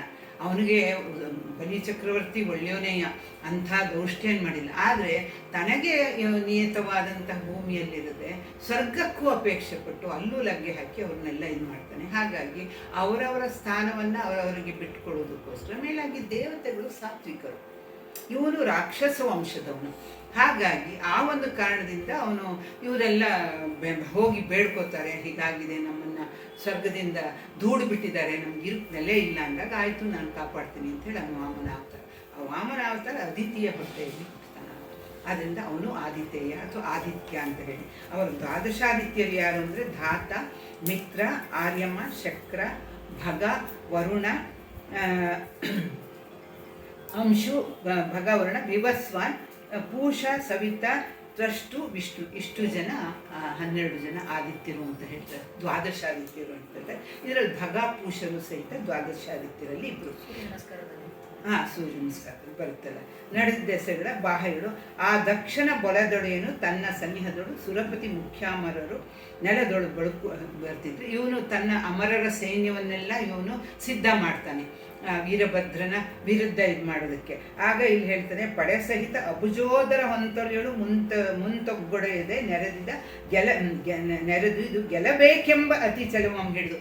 ಈಗ ಈ ವಿಷ್ಣುವಿಗೆ ಅವನೆಲ್ಲ ಜವಾಬ್ದಾರಿಯನ್ನು ವಹಿಸಿರೋದ್ರಿಂದ ನೀನು ಹೇಗಾರು ಮಾಡಿ ನನ್ನ ಯಜ್ಞವನ್ನು ಉಳಿಸಬೇಕು, ಅದು ಅಪೂರ್ಣವಾಗಬಾರದು ಅಂತ ಹೇಳಿ ಅವನನ್ನು ಬೇಡ್ಕೊಂಡಾಗ ಅವನು ವಿಧಿ ಇಲ್ಲದೆ ದಾಕ್ಷಿಣ್ಯಕ್ಕೆ ಕಟ್ಟು ಬಿದ್ದಿದ್ದು ಮಾಡ್ತಾನೆ. ಹಾಗಾದರೆ ಈಗ ಶಿವನ ವಿರುದ್ಧ ಯುದ್ಧಕ್ಕೆ ಹೋಗುವ ಅಪೇಕ್ಷೆ ವಿಷ್ಣುವಿಗೆ ಇಲ್ಲದಿದ್ದರೂ ಸಹಿತ, ನಾವು ಹೇಳಿದ್ವಲ್ಲ, ಆ ಗಯ ಇವನಿಗೆ ಅರ್ಜುನನಿಗೆ ಶರಣು ಹೋದಾಗ ಅವನು ಕೃಷ್ಣನ ವಿರುದ್ಧ ಇದು ಮಾಡ್ದ. ಹೀಗೆ ಏನು ಯುದ್ಧಕ್ಕೆ ಹೋದ. ಹಾಗೆ ಆಂಜನೇಯನಿಗೆ ಹೀಗೆ ಯಾರೋ ಶರಣಾದಾಗ ಅವನು ರಾಮನ ವಿರುದ್ಧ ಯುದ್ಧಕ್ಕೆ ಹೋದ.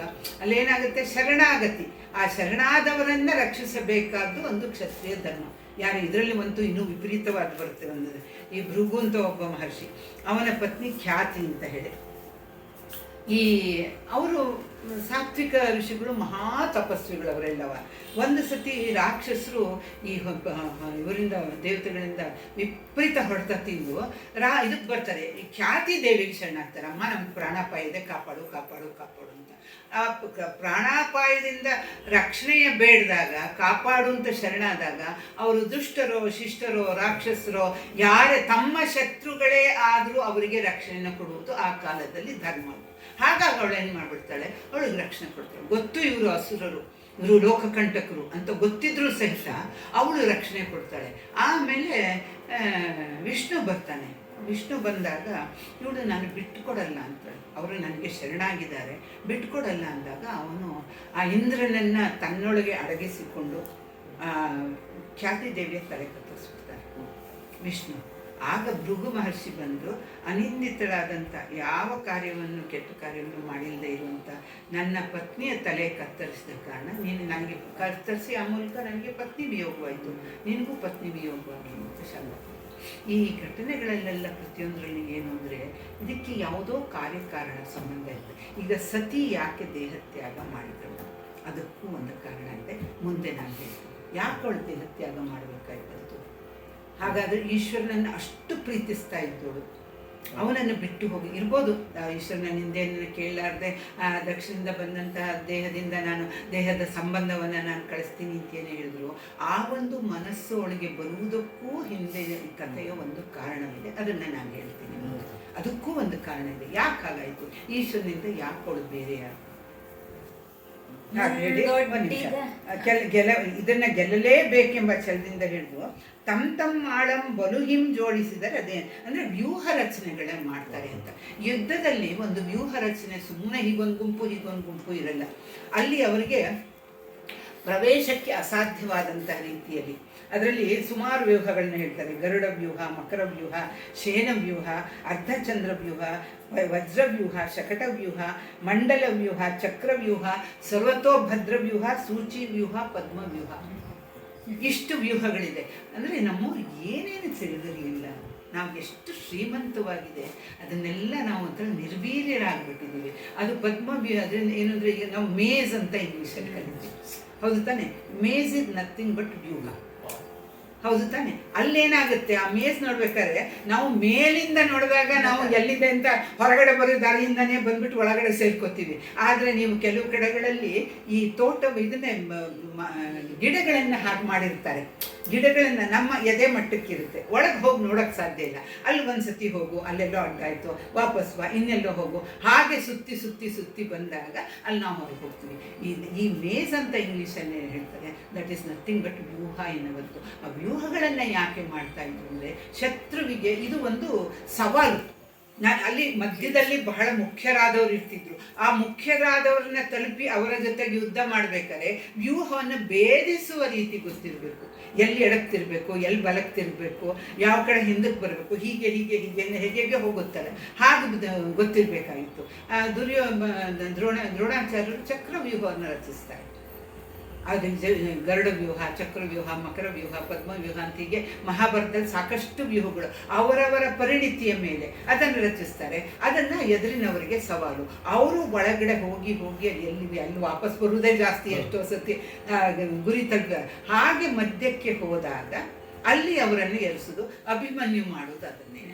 ಅಲ್ಲಿ ಆ ಚಕ್ರವ್ಯೂಹದ ಅವನಿಗೆ ಹೇಗೆ ಗೊತ್ತಿತ್ತು ಅಂದರೆ, ಸುಭದ್ರೆ ಗರ್ಭಿಣಿಯಾದಾಗ ಕೃಷ್ಣನನ್ನು ಕೇಳ್ತಾ ಇರ್ತಾರೆ. ಅವಳು ಯುದ್ಧದ್ದು ಮತ್ತೊಂದು ಎಲ್ಲ ಹೇಳಿದ ವ್ಯೂಹಗಳ ಬಗ್ಗೆನೂ ಹೇಳುವಾಗ ಮೊದಲು ಚಕ್ರವ್ಯೂಹ ಅದನ್ನು ಹೀಗೆ ಭೇದಿಸ್ಬೇಕು, ಇಲ್ಲಿ ಹೋಗಬೇಕು ಹೀಗೇನೋ ಹೇಳ್ತಾ ಇರುವಾಗ ಅವಳಿಗೆ ನಿದ್ದೆ ಬಂದ್ಬಿಡುತ್ತೆ. ಅಭಿಮನ್ಯು ಒಳಗಡೆ ಇದ್ದವನು ಹ್ಞೂ ಅಂತಿದ್ದಂತೆ. ಆದರೆ ಅವನ ಒಂದು ವಿಧಿ ಬೇರೆ ಇದ್ದಿದ್ದರಿಂದ ಕೃಷ್ಣ ಯಾಕೆ ಅವನನ್ನು ಕಾಪಾಡಲಿಲ್ಲ? ಬೇರೆ ಇದ್ದಿದ್ದರಿಂದ ಅವನು ನಿಲ್ಲಿಸ್ಬಿಡ್ತಾನೆ. ವ್ಯೂಹ ಭೇದಿಸಿ ಒಳಗೆ ಹೋಗೋದು ಗೊತ್ತಿರುತ್ತೆ, ಬೇರೆ ಮಾಡಿಕೊಂಡು ಹೊರಗಡೆ ಬರುವುದಕ್ಕೆ ಬೇರೆ ದಾರಿ ಇರುತ್ತೆ. ಹೀಗೆ ಹೋಗುವಾಗ ವಾಪಸ್ ಬರುವಾಗ ಬೇರೆ. ಹಾಗಾಗಿ ತುಂಬ ಜನ ಹೇಳ್ತಾರೆ ಯಾಕೆ ಇದು ಮಾಡಲಿಲ್ಲ ಅಂತಂದರೆ, ಅದಕ್ಕೂ ಮತ್ತೊಂದು ಕಾರಣ ಇದೆ. ಅವನು ಚಂದ್ರನ ಮಗ ವರ್ಚಸ್ ಅಂತ. ದೇವತೆಗಳನ್ನೆಲ್ಲ ಕೃಷ್ಣ ಕೇಳ್ತಾನೆ ದುಷ್ಟ ಸಂಹಾರಾರ್ಥವಾಗಿ, ನಾನು ಭೂಮಿಯಲ್ಲಿ ನನ್ನ ಪೂರ್ಣಾವತಾರದಿಂದ ಅವತಾರ ತಾಳ್ತೀನಿ, ನೀವೆಲ್ಲ ಬೇರೆ ಬೇರೆ ಇದನ್ನ ಜನ್ಮವನ್ನು ಪಡೆದು ನನ್ನ ಸಹಾಯಕರಾಗಿರಬೇಕು ಅಂತ. ಕೃಷ್ಣ ಒಬ್ಬನೇ ಮಾಡಿದ ಅಂದರೆ ಅದರಲ್ಲಿ ಏನೂ ಸ್ವಾರಸ್ಯ ಇರಲ್ಲ. ಯಾಕೆಂದರೆ ಈ ಒಂದು ದುಷ್ಟ ಸಂಹಾರ ಕ್ರಿಯೆಯಲ್ಲಿ ಆ ದುಷ್ಟತನಕ್ಕೆ ವಿರುದ್ಧವಾದ ಪ್ರತಿಯೊಬ್ಬರೂ ಒಂದು ಕೈ ನೆರವಾಗಬೇಕು. ಆಗ ಚಂದ್ರನಿಗೂ ಹೇಳ್ತಾನೆ, ನಿನ್ನ ಮಗನ ಕಳಿಸು ಅಂದಾಗ, ಇಲ್ಲ ಇಲ್ಲ, ನನ್ನ ಮಗನ ಮೇಲೆ ನನಗೆ ತುಂಬ ಪ್ರೀತಿ, ನಾನು ಅವನನ್ನು ಒಂದು ಗಳಿಗೆಯೂ ಬಿಟ್ಟಿರಲ್ಲ ಅಂತ. ಇಲ್ಲ, ನೀನು ಕಳಿಸ್ಲೇಬೇಕು ಅಂದಾಗ ಅಂತೂ ಬಲವಂತದಿಂದ ಒಪ್ಕೊಂಡು ಕೇವಲ 16 ವರ್ಷ ಮಾತ್ರ ಅವನು ಭೂಮಿಯ ಮೇಲೆ ಇರಬೇಕು. 16 ವರ್ಷ ಆದ ಮರುಗಳಿಗೆ ಅವನು ನನ್ನ ಬಳಿಗೆ ವಾಪಸ್ ಬರಬೇಕು. ಅವನೇ ಅಭಿಮನ್ಯು, ಚಂದ್ರನ ಮಗ ವರ್ಚಸ್, ಅವನು ಅಭಿಮನ್ಯು. 16 ವರ್ಷಕ್ಕೆ ಅವನ ಅವಸಾನವಾಗುತ್ತೆ ಭಾಷೆ ಕೊಟ್ಟ ಪ್ರಕಾರ. ಹೀಗೆ ಪ್ರತಿಯೊಂದಕ್ಕೂ ಪಾಂಡವರನ್ನ ಉಪಪಾಂಡವರನ್ನ ಯಾಕೆ ಕೊಡ್ತಾರೆ, ಆ ಉಪಕಥೆಗಳನ್ನ ಹೇಳ್ತಾ ಹೋದ್ರೆ ಅದೇ ಪೂರ್ತಿ ಇದಾಗಿ ಹೋಗ್ತಾ ಅಂತ ಸಮಯ ಬಂದಾಗ ಹೇಳ್ತೀನಿ. ಹಾಗೆ ಇಲ್ಲಿ ಇವನೇನು ಈ ಚಕ್ರವ್ಯೂಹ ಬಂತಲ್ಲ, ಅದಕ್ಕೆ ಹೇಳಿದೆ ಇಷ್ಟು ವ್ಯೂಹಗಳಲ್ಲಿ ಬೇರೆ ಬೇರೆ ವ್ಯೂಹದಲ್ಲಿ ಯಾರು ಇವರು ಅವರುಗಳು ಅಬುಜೋದರ ಅಂದರೆ ಕಮಲವನ್ನು ತನ್ನ ಹೊಟ್ಟೆಯಲ್ಲಿ ಇಟ್ಕೊಂಡಿರೋದಂದರೆ ಅಬುಜ. ಅವನು ವಿಷ್ಣು ಒಂದು ಬೇರೆ ಬೇರೆ ವ್ಯೂಹದಲ್ಲಿ ತಮ್ಮ ರಥವನ್ನು, ತಮ್ಮ ಸೈನ್ಯವನ್ನು ರಚಿಸ್ತಾರೆ.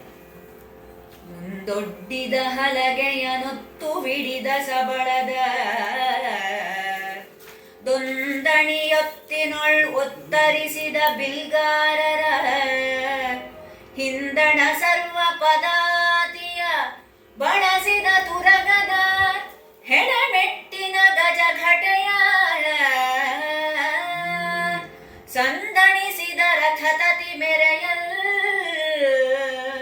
ಮೇಳೈಸಿದ ಮಂದಿಯ ಮುಂದೊಲಿದಾಡುವ ಗೋಬಳಗಟ್ಟಿಗೆ ಇಂದೊಪ್ಪುತ್ತ ಅಮರರ ಪಡೆ ಬಿರುಗಾಳಿಯ ಮುಂದಣ ಮೇಘಾವಳಿಯಂತೆ ಅಮರರ ಪಡೆ ಒಪ್ಪಿತ್ತು. ಈ ಕಡೆಯಲ್ಲಿ ಬಿರುಗಾಳಿಯ ಮುಂದಣ ಮೇಘಾವಳಿಯಂತೆ ಅಂತ ಬಹಳ ಸೂಕ್ಷ್ಮವಾಗಿ ಅವನು ಹೇಳ್ತಾನೆ.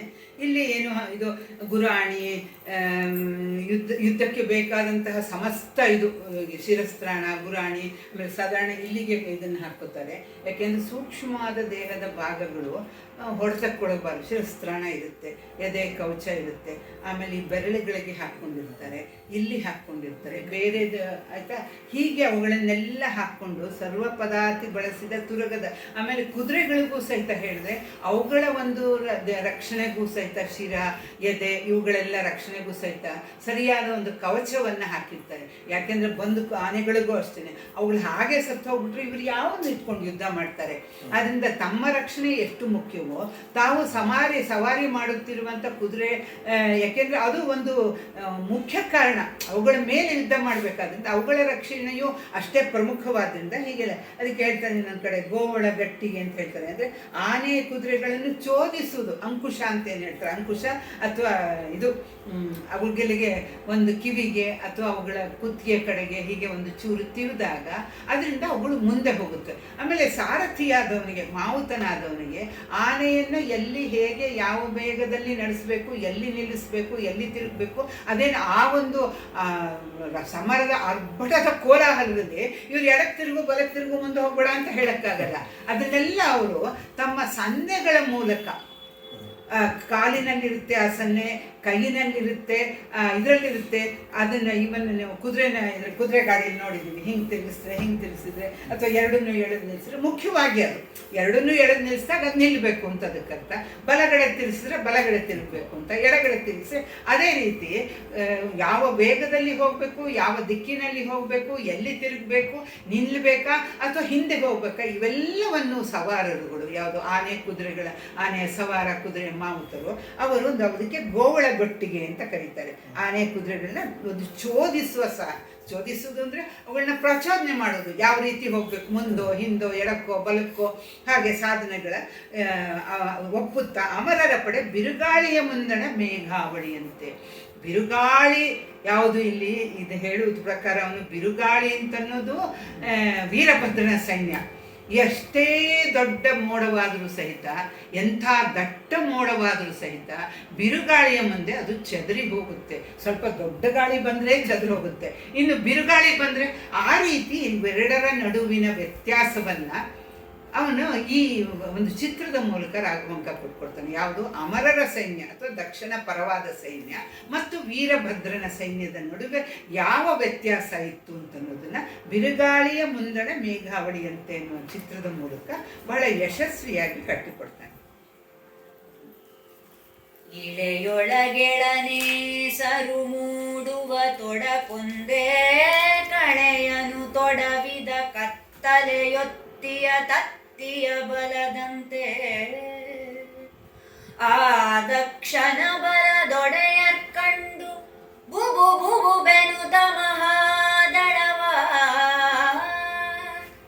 ಇಳೆ ಹಿಳಿಯಲು ಜವಜರಿಯಲು ಸುರಪತಿ ಎರ್ದೆ ಬಿರಿಯಲು ಉಸುರು ಸಿಕ್ಕಲು ಫಣಿಕ ಮಠರುಗಳಿಗೆ ಅಂದು ಉಮ್ಮಳವಾದುದು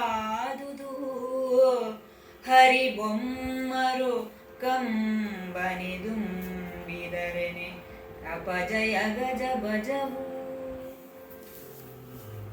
ಇಳೆಯೊಳಗಳ ನೇಸರು ಮೂಡುವ ತೊಡಕೊಂದೇ ಕಳವೆಯನ್ನು ತೊಡವಿದ ಕತ್ತಲೆಯೊತ್ತಿಯ ತತ್ತಿಯ ಬಲದಂತೆ ಆ ದಕ್ಷಿಣ ಬಲ ಅಂದರೆ ಸೂರ್ಯೋದಯವಾದಾಗ ಕತ್ತಲೆಗೆ ಭಯವಾಗುತ್ತೆ, ಅದು ತತ್ತರಿಸಿ ಹೋಗುತ್ತೆ. ಹಾಗೆ ಸೂರ್ಯೋದಯವಾದಂತಹ ರೀತಿಯಲ್ಲಿ ವೀರಭದ್ರನ ಸೈನ್ಯವಿದೆ, ಈ ಅಮರರ ಸೈನ್ಯವೆಲ್ಲ ಕತ್ತಲೆಯಂತಾಗಿ ಹೆದರಿಕೊಂಡಿತು ಅನ್ನುವ ಉಪಮೆಯಿಂದ ಇದು ಎಷ್ಟು ಪ್ರಖರವಾದದ್ದು, ಅದು ಎಷ್ಟು ನಿರ್ವೀರ್ಯವಾದದ್ದು. ಎರಡರ ಒಂದು ಸಮಜೋಳಿ ಇಲ್ಲ.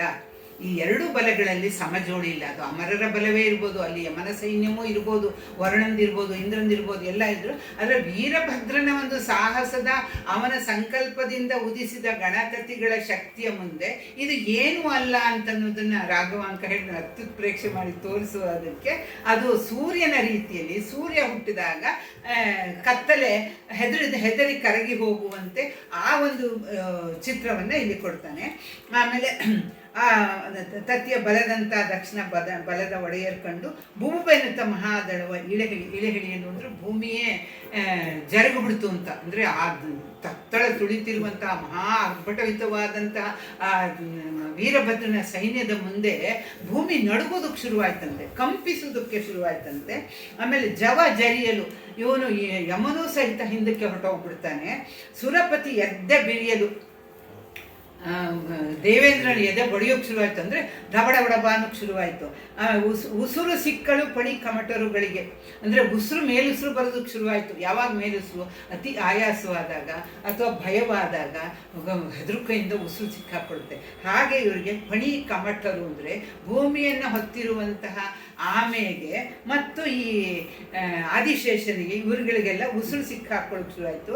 ಆಮೇಲೆ ಅಂದು ಉಮ್ಮಳವಾದುದು ಹರಿಬೊಮ್ಮರು ಕಮ್ಮನಿ ದುಂಬಿದರು. ಹೇಗೆ ಅಂದರೆ ಇವರಿಗೆ ಉಮ್ಮಳ ಅಂದರೆ ಹೆದರಿಕೆ ಆಗೋಕ್ಕೆ ಶುರುವಾಯಿತು, ದುಃಖ ಆಗೋದಕ್ಕೆ ಶುರುವಾಯಿತು. ಯಾಕೆಂದರೆ ನಾವು ಕೊಟ್ಟ ಭಾಷೆಯ ರೀತಿಯಲ್ಲಿ ದಕ್ಷಿಣ ಯಜ್ಞವನ್ನು ನಾವು ಈ ವೀರಭದ್ರನ ದಾಳಿಯ ವಿರುದ್ಧ ರಕ್ಷಿಸಿ ಅದನ್ನು ಯಶಸ್ವಿಯಾಗಿ ಮಾಡುವುದಕ್ಕೆ ಸಾಧ್ಯವಾಗುವುದಿಲ್ಲ ಎಂಬಂತಹ ರೀತಿಯಲ್ಲಿ ನಾವು ಮಾಡ್ತೀವಿ ಅಂತಂದ ಕಾರ್ಯವನ್ನು ನಾವು ಯಶಸ್ವಿ ಅಂದರೆ ಬಹಳ ಆತ್ಮವಿಶ್ವಾಸದಿಂದ ಹೊರಟಾಗ ನಮಗೆ ಅದು ಮಾಡೋಕ್ಕಾಗದೇ ಇದ್ದಾಗ ದುಃಖವಾಗುತ್ತೆ, ದುಗುಡವಾಗುತ್ತೆ, ಅಪಮಾನವಾಗುತ್ತೆ. ಆ ರೀತಿ ಇವರಿಗೆ ವೀರಭದ್ರನ ಅಪಾರವಾದ ಅಗಾಧವಾದ ಭೂಮಿ ಎಗರದ ಈ ಭಯಂಕರ ಸೈನ್ಯವನ್ನು ನೋಡಿ ಆ ಸೈನ್ಯದ ಮುಂದೆ ಸೂರ್ಯನ ಮುಂದೆ ಕತ್ತಲೆಯ ರೀತಿಯಲ್ಲಿ ಯಮರರುಗಳೆಲ್ಲ ಸೈನ್ಯ ಇರುವಾಗ ಕಂಬನಿ ದುಂಬಿದರೇನೆ ಇವರಿಗೆ ಅಯ್ಯೋ ನಮಗೆ ಮಾಡೋಕ್ಕಾಗ್ತಿಲ್ವಲ್ಲ, ದಕ್ಷಿಣಿಗೆ ನಾವು ಸರಿಯಾಗಿ ಸಹಾಯ ಮಾಡೋಕ್ಕಾಗ್ತಿಲ್ವಾ ಅಂಥೇಳಿ ಅಪಜಯ ಗಜಭಜವು, ನಮಗೆ ಸೋಲಾಗುವುದೇ ದಿಟ ಅಂತ ಹೇಳಿ ಅವರಲ್ಲಿ ಗಜಭಜ ಶುರುವಾಗುತ್ತೆ. ಹರಿಬಲವಂ ಕಂಡು ಅಳುಕುವ ಮದ ಕರಿಬೋಲ್ ಪಿಂತೆ ಉರವಣಿಸುವ ಹರಿಯಂ ಘರವಟಿ ಕಂಡಾಲಲು ಹರಿ ಚಕ್ರವ ತಿರುಹಿಸಿ ತಿರುಹುವ ಮದದಿಂ ಕಾಣದೆ ಬೊಮ್ಮನ ತಲೆಗಿಟ್ಟು ಶಿರವಿಲ್ಲೆನುತಲು ಸುರಪತಿ ಮೊದಲಾದ ಅಮರರೋಗು ಗರಳದ ಭಯ ಸುರರ ಅಸುರರ ಸುಡುವಂದು ಈ ಇಲ್ಲ ಈ ಉರಿ. ಹರ ಹರ ಹರ ಹರ ಎಂದೆನುತ ಪಡೆಬೆದರಿ ಓಡಲು ಹರಿ ಉರವಣಿಸಿದನು. ಹರಿಬಲವಂ ಕಂಡು ಅಳುಕುವ ಮದಕರಿಗೋಲು. ಅವತ್ತು ಹೇಳ್ತಾ ಇದ್ದೆ ನಾನು, ಆನೆ ಬೃಹತ್ ಭೂಮಿಯ ಮೇಲೆ ಜೀವಿಸುವ ಎಲ್ಲ ಪ್ರಾಣಿಗಳಲ್ಲಿ ಅತ್ಯಂತ ಬೃಹತ್ತಾದ ಪ್ರಾಣಿ ಅಂತಂದರೆ ಒಂಥರ ಏನು ಮೆಜೆಸ್ಟಿಕ್ ಘನ ಗಾಂಭೀರ್ಯದ ಪ್ರಾಣಿ ಅಂದರೆ ಅದು ಆನೆ. ಆದರೆ ಈ ಹುಲಿಯ ಬಗ್ಗೆ ಹೇಳುವುದಿಲ್ಲ, ಯಾಕೆಂದರೆ ಹುಲಿ ಏಕಾಂಗಿಯಾಗಿ ಬೇಟೆಯಾಡುತ್ತೆ, ಏಕಾಂಗಿಯಾಗಿರುತ್ತೆ. ಗುಂಪಿನಲ್ಲಿದ್ದು ಗುಂಪಿನಲ್ಲಿ ಬೇಟೆಯಾಡಿ ಗುಂಪಿನಲ್ಲೇ ವಾಸಿಸುವುದು ಅಂದರೆ ಸಿಂಹ. ಮತ್ತು ಅದಕ್ಕೆ ಪ್ರೈಡ್ ಆಫ್ ಲಯನ್ ಅಂತ ಇಂಗ್ಲೀಷಲ್ಲಿ ಹೇಳ್ತಾರೆ. ಅವುಗಳ ಗುಂಪು ನಾವು ನೋಡಿರ್ಬೋದು, ನ್ಯಾಷನಲ್ ಜಿಯೋಗ್ರಫಿ ನೋಡಿದಾಗ ಒಂದು ಸಿಂಹ ಬೇಟೆ ಆಡೋದಕ್ಕೆ ಬರೋದೇ ಇಲ್ಲ. ಅವು ಯಾವಾಗಲೂ ಗುಂಪಲ್ಲಿರುತ್ತೆ. ಯಾವ್ದಾದ್ರು ಒಂದು ಬೇಟೆ ಆಡೋದಕ್ಕೆ ಬಂದ ತಕ್ಷಣ ಒಂದು ಹಿಡಿಯುವಾಗ ಇನ್ನೊಂದು ಬಂದು ಅದ್ರ ಕುತ್ತಿಗೆಯನ್ನು ಹಿಡಿದು ಬಿಡುತ್ತೆ. ಇನ್ನು ಆನೆ ಅಂಥದ್ದನ್ನು ಹಿಡಿಬೇಕಾದ್ರೆ 10 ಸಿಂಹಗಳು ಒಟ್ಟಿಗೆ, ಎಷ್ಟೇ ಬಲಶಾಲಿಯಾದರೂ ಈ ಥರ 10 ದಿಕ್ಕಿನಂಥ ಉಗ್ರವಾದ ಕೋರೆಗಳಿಂದ, ಚೂಪಾದ ಒಂದು ಪ್ರಾಣಾಂತಕವಾದ ನಖಗಳಿಂದ ಒಂದು ಅದರ ಮೇಲೆ ದಾಳಿಯಾದರೆ ಅದು ಕಂಗೆಡುವುದು ಸಹಜ. ಹಾಗಾಗಿ ಹರಿಬಲವಂ ಅಂದರೆ ಹರಿಬಲವಂ ಅಂತ ಇಲ್ಲಿ ಕವಿ ಉಪಯೋಗಿಸ್ತಾನೆ. ಅಂದರೆ ಸಿಂಹಗಳ ಸೈನ್ಯವನ್ನು ನೋಡಿ ಅಳುಕುವ ಮದಕರಿ, ಮದಮತ್ತ ಆನೆಯ ರೀತಿಯಲ್ಲಿ ಹೀಗೆ ಉರವಣಿಸುವ ಹರಿಯ ಗರವಟ ಕಂಡಾಲನ್ನು ಹರಿಚಕ್ರವ ತಿರುಗುವ ಮದದಿ ಕಾಣದೆ ಬೊಮ್ಮನ ತಲೆಗಿಟ್ಟು. ಇಲ್ಲಿ ಏನು ಅಂದರೆ ಈ ಸೈನ್ಯದ ಅಪಾರತೆಯನ್ನು, ಅಗಾಧತೆಯನ್ನು, ಆ ಕ್ರೌರ್ಯತೆ ನೋಡಿದಾಗ ಇಲ್ಲಿ ಇವರ ಸೈನ್ಯವೂ ಇದೆ, ಆದರೆ ಇವರೆಲ್ಲರಿಗೂ ತಬ್ಬಿಬ್ಬಾಗಕ್ಕೆ ಶುರುವಾಯ್ತಂತೆ. ಇಲ್ಲಿ ಬುಬುಬನೆ ಅಂತ ಹಿಂದಿನ ಪದ್ಯದಲ್ಲಿ ಹೇಳ್ತಾರೆ. ಅದು ಯಾವಾಗ ನಮಗೆ ತುಂಬ ಭಯವಾದಾಗ ನಮ್ಮ ಬಾಯಿಂದ ಸರಿಯಾಗಿ ಪದಗಳನ್ನು ಓಡಲಿ ತೊದಲ್ತೀವಿ. ಹೌದು ತಾನೆ? ಯಾರ ಬಗ್ಗೆನೂ ತುಂಬ ಭಯ ಆದರೆ ಆಗ ತೋಲ್ತೀವಿ. ಹಾಗೆ ಇಲ್ಲಿ ಏನಾಗೋಯ್ತು, ಒಂದು ತೊದಲುವಿಕೆ ಶುರುವಾಯಿತು, ಆಮೇಲೆ ಒಂದು ದಿಗ್ಭ್ರಮೆ ಆಯಿತು. ಆ ದಿಗ್ಭ್ರಮೆಯಾದಾಗ ಮುಂಗಾಣದೆ ಹೋಗ್ತಾರೆ.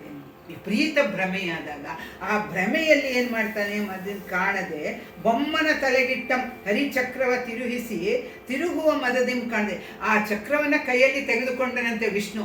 ಆದರೆ ಅದನ್ನು ಎಲ್ಲಿ ಬಿಡಬೇಕು ಅಂತ ಗೊತ್ತಾಗದೆ ಅವನು ಬೊಮ್ಮನ ತಲೆಗಿಟ್ಟ, ಬ್ರಹ್ಮನಿಗೆ ಹೊಡೆದು ಬಿಡ್ತಾನಂತೆ ಆ ಚಕ್ರದಿಂದ.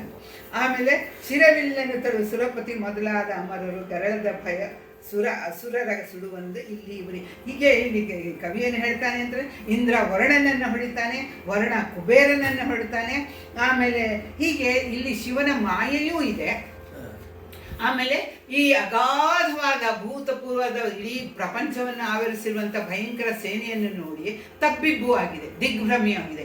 ಈ ದಿಗ್ಭ್ರಮೆಯ ಕಾರಣದಿಂದಾಗಿ ಶತ್ರುವಿನ ಮೇಲೆ ಎರಗುವ ಬದಲಿಗೆ ಇಂದ್ರ, ವರುಣ, ಕುಬೇರ, ಈಶ್ವರ ಇವರೆಲ್ಲ ತಮ್ಮಲ್ಲೇ ಅದನ್ನು ತಮ್ಮ ಆಯುಧಗಳನ್ನು ಪ್ರಯೋಗಿಸಿದ್ರು ಅಂತ ಹೇಳಿ ಈ ತರಹದ ಇದು ಶಿವಪುರಾಣದಲ್ಲಿ ಆಗಲಿ, ಶಿವಪುರಾಣ ಅಂತ 3 ಇದೆ, ಆ 3ರಲ್ಲಿರೋದನ್ನು ಓದಿದ್ದೀನಿ. ಈ ಮಟ್ಟಿನ ಇದಿಲ್ಲ.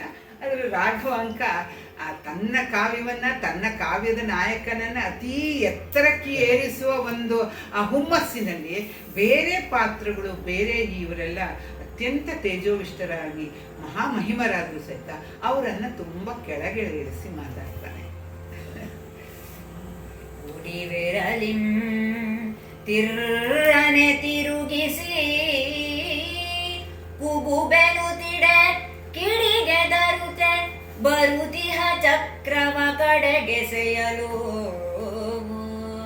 ಕಡಿಬೆಳೆದು ಆಕಾಶಕ್ಕೆರೆಗೈದು ಮಗುಳ್ದೋವದೆ ಬೀಳ್ದಾಗ ಮನೆ ಸಹಿತ ಅಬುಜೋದರನ ಅಳಿವಿಂಗೆ ಆಕಾಶದೊಳ್ಪಿಡಿದ ಮಹೋತ್ಪಾತಕ್ಕೆ ಅರ್ಧೆಂದು ನೆಲಕ್ಕುರೆ ಕೆಡಹಿತ್ತೆಂಬಂತೆ ಒಲಿರೆಗೆ ಕೆಡೆಯಲು ಹೇ ಬರಿಸುತ್ತ ಇಂತೆಂದಾಡಿದನು. ಈಗ ತನ್ನ ಚಕ್ರವನ್ನು ಒಂದು ಸತಿ ಬ್ರಹ್ಮನಿಗೆ ಬಿಟ್ಟ, ಆಮೇಲೆ ಮತ್ತೊಂದು ಸತಿ ಸುಮ್ಮನೆ ಹೀಗೆ ತಿರುಗಿಸಿ ಬಿಟ್ಟಿದ್ದಾನೆ ವಿಷ್ಣು. ಆದರೆ ಇಲ್ಲಿ ಕವಿ ಹೇಳ್ತಾನೆ, ಆ ಚಕ್ರವನ್ನ ಗಣಗಳು ಒಂದು ಪತಂಗದ ಹುಳುವನ್ನು ಹಿಡಿಯುವಂತೆ ಹಿಡಿದು ಬಿಟ್ರು ಈಶ್ವರ ವಿಷ್ಣುವಿನ ಚಕ್ರವನ್ನ ಅಂತ. ಹಾಗೆ ಅದನ್ನು ಹಿಡಿದು ಬಡೆ ಸಹಿತ ಭುಜೋದರನ ಅಳಿವಿಂಗೆ ಆಕಾಶದಳು ಹಿಡಿದ ಮಹೋತ್ಪಾತಕ್ಕೆ, ಇಲ್ಲಿ ಈಶ್ವರ ಇದಾಗ್ಬಿಡ್ತಾನೆ ಅಂತ ಹೇಳ್ತಾರೆ, ವಿಷ್ಣು ಅವನು ಸೋತ್ ಹೋಗ್ಬಿಡ್ತಾನೆ, ಅವನ ಅಳಿವಾಗುತ್ತೆ. ಆಗ ಈ ಒಂದು ಮಹೋತ್ಪಾತ ಉಂಟಾದಾಗ ಅರ್ಧಂದು ನೆಲಕ್ಕೆ ಆ ಚಂದ್ರನೇ ಕೆಳಗೆ ಬಿದ್ದು ಬಿಟ್ನೇನು ಅಂತ ಇಂಥದ್ದೆಲ್ಲ ಒಂದು ವಿಪರೀತದ ಒಂದು ವಿದ್ಯಮಾನಗಳನ್ನು, ಅಂದರೆ ವೀರಭದ್ರನ ಸೈನ್ಯ ಎಷ್ಟು ಅಗಾಧವಾದದ್ದು, ಶಕ್ತಿಯುತವಾದದ್ದು. ವಿಷ್ಣುವೇ ನಾಯಕನಾಗಿದ್ದರೂ ಸಹಿತ, ವಿಷ್ಣುವೇ ಯೂಥಪತಿಯಾಗಿದ್ದರೂ ಸಹಿತ ಆ ಸೈನ್ಯ, ಅಮರರ ಸೈನ್ಯವೆಲ್ಲ ಎಷ್ಟು ಅದರ ಮುಂದೆ ಏನೂ ಲೆಕ್ಕಕ್ಕಿಲ್ಲ ಅನ್ನೋದನ್ನು ತೋರಿಸೋದಕ್ಕೆ ಈ ತರಹದ ಒಂದು ಅದ್ಭುತವಾದಂತಹ ಚಿತ್ರಗಳನ್ನು ಕವಿ ಕೊಡ್ತಾ ಹೋಗ್ತಾನೆ. ಕಡಿದೆನು ನುಡಿದೆನು ಅಳಿದೆನು ಈ ಸರಳ್ ಎನ್ನಂ ಬಿಡುವುದೋ ತಾನ್ ಕಿಡುವುದೋ ವರಚಕ್ರಂ ತೆಗೆ ತೆಗೆ ಸಡಿಫಡ ನೋಡಾದೊಡೆ ನೋಡು ಎಂದು ಅತಿ ಭರದಿಂ ತಿರುಪಿಕರಂ ಕುಕಿಲಿರಿದು ಇಡಲೆಂದೆತ್ತಿದ ಕೆಯ್ಯಂ ಪಾಶಾಸ್ತ್ರದೆ ಜಗದೊಡೆಯಂ ಬಂಧಿಸೆ ಭೂತಳವೆಲ್ಲಂ ನೆರೆ ಮೊರೆ ಇಡುವಂತಿರೆ ಭೂತಗಣಗಳ್ ಕಂಡು ಉರೆ ಉರಿಗಟ್ಟಲ್ ಹೇವರಿಸಿದನು. ಅದೇ ಒಂದು ಥರ ತಿರುಗಿ ತಿರುಗಿ ತಿರುಗಿ ಅದರ ಒಂದಿದು ಕುಡಿ ಬೆರಳಿ ತನ್ನ ಒಂದೇ ಬೆರಳಿನಿಂದ ಚಕ್ರವನ್ನು ಚಿರದಾನೆ ತಿರುಗಿಸ್ತಾ ಇರುವಾಗ, ಅದ್ರದ್ದು ಕಿಡಿಗೆ ಬರ್ತಾ ಇರುವಾಗ ಆ ಚಕ್ರವನ್ನು ಇವ್ರುಗಳೆಲ್ಲ ಹಿಡಿದ್ಬಿಟ್ಟು ಅದನ್ನು ನಿಷ್ಕ್ರಿಯವನ್ನಾಗಿ ಮಾಡಿದಾಗ ಅದು ಆಕಾಶಕ್ಕೆ ಹಾರಿ ಮತ್ತೆ ಬೀಳುವಾಗ ಹೀಗೆ ಈ ಥರ ಚಿತ್ರಗಳನ್ನು ಕೊಡ್ತಾನೆ. ಪಡೆ ಸಹಿತ ಭುಜೋದರನ ಅಳಿವಿಂಗೆ ಆಕಾಶದೊಳ ಇದೆಲ್ಲ ಕಡಿದೆನು ನುಡಿದೆನು ಇಳಿದೆನು ಈಶ್ವರಳೆನ್ನಂ ಬಿಡುವುದೋ ತಾನ್ ಕಿಡುವುದೋ ವರಚಕ್ರಂ ತೆಗೆ ತೆಗೆ, ಇನ್ನೊಂದ್ಸತಿ ತೆಗಿ ನೋಡೋಣ ನಾವು ಹೇಗೆ ನಿನ್ನನ್ನು ಸೋಲಿಸ್ತೀವಿ ಅಂತ ಹೇಳ್ಬಿಟ್ಟು ಇಲ್ಲಿ ಸೈನ್ಯದವರ ನಡುವಿನ ಒಂದು ಕಡಿದೆನು ಇಳಿದೆನು ಅಂದರೆ ಇರಿದಿದ್ದೀನಿ ಕಡಿದಿದ್ದೀನಿ ಅಂತೆಲ್ಲ ಹೇಳಿಬಿಟ್ಟು ಇದ್ರದ್ದು ನಾನು ತುಂಬ ಪ್ರಯತ್ನ ಪಟ್ಟೆ, ನನಗೆ ಇದಕ್ಕೆ ಸರಿಯಾದ ಒಂದು, ಯಾಕೆಂದರೆ ಇಲ್ಲಿ ಒಂದು ಸಾಲಲ್ಲಿ ಕೊಟ್ಬಿಟ್ಟಿದ್ದಾರೆ ಏನು, ಯುದ್ಧಾತುರರಾದ ದೇವ ಪ್ರಮುಖರ ದಿವ್ಯಾಸ್ತ್ರವನ್ನು ಭೂತಗಳು ಆವೇಶದಿಂದ ಕಿತ್ತು ಬಿಸಾಡುತ್ತಿದ್ದವು, ಇಷ್ಟೇ ಇದಕ್ಕೆ ಅರ್ಥ ಇರೋದು. ಆದರೆ ನಾನು ಇನ್ನೂ ಕೆಲವು ಕಡೆ ರೆಫರ್ ಮಾಡೋಕ್ಕೆ ಪ್ರಯತ್ನ ಪಟ್ಟೆ, ನನಗೆ ಸರಿಯಾದ ಒಂದು ಇದು ಸಿಗಲ್ಲ. ಒಟ್ಟಿನಲ್ಲಿ ಅವನ ಕೈಯಿಂದ ಇವನು ಈ ಪಾಶಾಸ್ತ್ರಗಳನ್ನ ಮತ್ತೊಂದು ಎಲ್ಲವನ್ನು ಬಿಡುವಾಗ ಯಾವುದೇ ಥರದ ಅಸ್ತ್ರಗಳನ್ನು ಈ ವಿಷ್ಣುವಿನ ನಾಯಕತ್ವದಲ್ಲಿ ಹೋರಾಡಲು ಬಂದಂತಹ ಅಮರ ಸೈನ್ಯ ಅವರು ಹೋರಾಡೋದಕ್ಕೆ ಪ್ರಯತ್ನ ಪಟ್ಕೊಂಡ್ರು ಸಹಿತ, ಅದರಿಂದ ಆ ಎಲ್ಲ ಯಾವ ಆಯುಧಗಳಿರಲಿ, ಪಾಶಾಸ್ತ್ರ ಇರ್ಬೋದು, ಅದನ್ನೆಲ್ಲ ಯಾವುದೇ ಆಯುಧಗಳನ್ನು ಇವರು ಬಿಟ್ಟರೂ ಸಹಿತ ಆ ವೀರಭದ್ರನ ಸೈನ್ಯವೆಲ್ಲ ಅಥವಾ ಭೂತಗಣಗಳೆಲ್ಲ ಅವುಗಳನ್ನು ಹಿಡಿದು ಮುರಿದು ಆವೇಶದಿಂದ ಬಿಸಾಕ್ತಿದ್ವು. ಅಂದರೆ ಯಾವ ಮಹಾಮಹಾಸ್ತ್ರಗಳು ಈ ಭೂತಗಣಗಳ ಶಕ್ತಿಯ ಮುಂದೆ, ಭೂತಗಣಗಳಿಗೆ ವೀರಭದ್ರನು ಕೊಟ್ಟಂತಹ ಶಕ್ತಿ ಮುಂದೆ, ವೀರಭದ್ರನಿಗೆ ಆದೇಶಿಸಿ ಕಳಿಸಿದ ಶಿವನ ಶಕ್ತಿಯ ಮುಂದೆ ಇವುಗಳೆಲ್ಲ ನಿಷ್ಪ್ರಯೋಜಕವಾಗ್ತಾ ಹೋಯ್ತು ಅನ್ನೋದು ಒಂದು ಸಾರಾಂಶ. ಕಡು ಭಾಷೆಯ ನಿತ್ತುದನ್ ಆ ಪಡನೆರೆ ಕಾಣುತ್ತ ಎಡೆಗೆಟ್ಟೋಡಿತ್ತು ಆ ಘಟ್ಟಿಸಿ ತಾಗಿದ ಬಲ ಹುಡಿ ಹುಡಿಯಾಯಿತು ಇಟ್ಟೊಡೆ ಚಕ್ರಂ ಮುರಿದುದು ಮತ್ತಿಡಲ್ ಅನುಮಾಡಿದೊಡೆ ಮಿಡುಕಾಡದೆ ನಿಂದುದು ತೋಳು ಎನಗಿನ್ನೇನೆ ನಡೆಸುವುದೋ ತರಹರಿಸುವುದ ಅರಿದು ಅರಿದು ಎನೆ ಇಳಿದು ಅಡಗಿದನು ಎರಳೆಯ ರೂಪಂ ಧರಿಸುತ್ತ ಆಡುತ್ತ ಓಡಿದನೊಯ್ಯನೆ ಹೊಳೆ ಹೊಳೆದು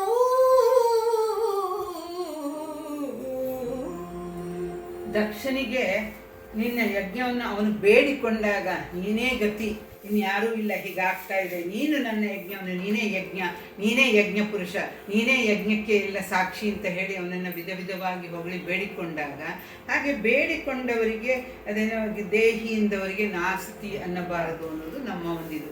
ಅವ್ರು ಏನೇ ಕೇಳಲಿ, ಯಾವುದೇ ಕೇಳಲಿ, ಅದನ್ನು ನಾನು ಕೊಡಬೇಕಾದ್ದು, ಅದು ಇವನು ಪರಮಾತ್ಮ. ಆದ್ದರಿಂದ ಅವನು ಒಪ್ಕೊಳ್ತಾನೆ. ಕಡು ಭಾಷೆ ಏನಿತ್ತುದನ್ನು ನಾ ಆ ಪಡೆ ನೆರೆ ಕಾಣುತ್ತಾ ಎಡೆಗೆಟ್ಟೋಡಿತ್ತು. ನಾನು ಭಾಷೆನೂ ಕೊಟ್ಬಿಟ್ಟೆ, ನಿನ್ನ ಪರವಾಗಿ ಯುದ್ಧ ಮಾಡ್ತೀನಿ ಅಂತ. ಆದರೆ ಈಗ ಸೈನ್ಯ, ಅಮರರ ಸೈನ್ಯ, ವಿಷ್ಣುವಿನ ನಾಯಕತ್ವದ ಅಥವಾ ಸೇನಾಪತಿಯ ಅಮರರ ಸೈನ್ಯ ಎಡೆಗೆಟ್ಟೋಡಿತ್ತು, ದಿಕ್ಕು ದಿಕ್ಕಿಗೆ ಓಡ್ತಾ ಇದೆ. ಗಟ್ಟಿಸಿ ತಾಗಿದ ಬಲ ಹುಡಿಯಾಯಿತು. ಆ ಯಾವುದು ತಾಕಿದ ಬಲ ಏನಾಯಿತು, ಹುಡಿ ಇವರು ಯಾವ ರೀತಿ ಅವರ ಮೇಲೆ ದಾಳಿ ಮಾಡೋದಕ್ಕೆ ಹೋದ್ರು ಅಥವಾ ಪ್ರತಿ ದಾಳಿ ಮಾಡೋಕ್ಕೆ ಹೋದ್ರು, ಅದು ಚೂರು ಆಗ್ತಾ ಇದೆ, ದಿಕ್ಕಾಪಾಲಾಗ್ತಾ ಇದೆ ಅಂಥೇಳಿ ಚಕ್ರವೇ ಮುರಿತು ಅಂಥೇಳಿ ಆಮೇಲೆ ಮತ್ತೆ ಇವನ ಕೈಗೆ ಚಕ್ರವನ್ನು ತೆಗೆದುಕೊಂಡು ಮತ್ತೆ ಅದನ್ನು ಪ್ರಯೋಗಿಸಲು ಅನುವಾದಾಗ ಮಿಡುಕಾಡದೆ ನಿಂದುದು ತೋಳುಗಳು, ಅವನ ಕೈಯ ಸ್ತಂಭಿತವಾಗೋಯ್ತು ಅನ್ನೋ ಒಂದು ಅರ್ಥದಲ್ಲಿ ಹೇಳ್ತಾನೆ. ಮಿಡುಕಾಡದ ನಿಂದುದು ತೋಳು ಅಂತಂದರೆ ಸ್ತಂಭಿತವಾಗೋಯ್ತು.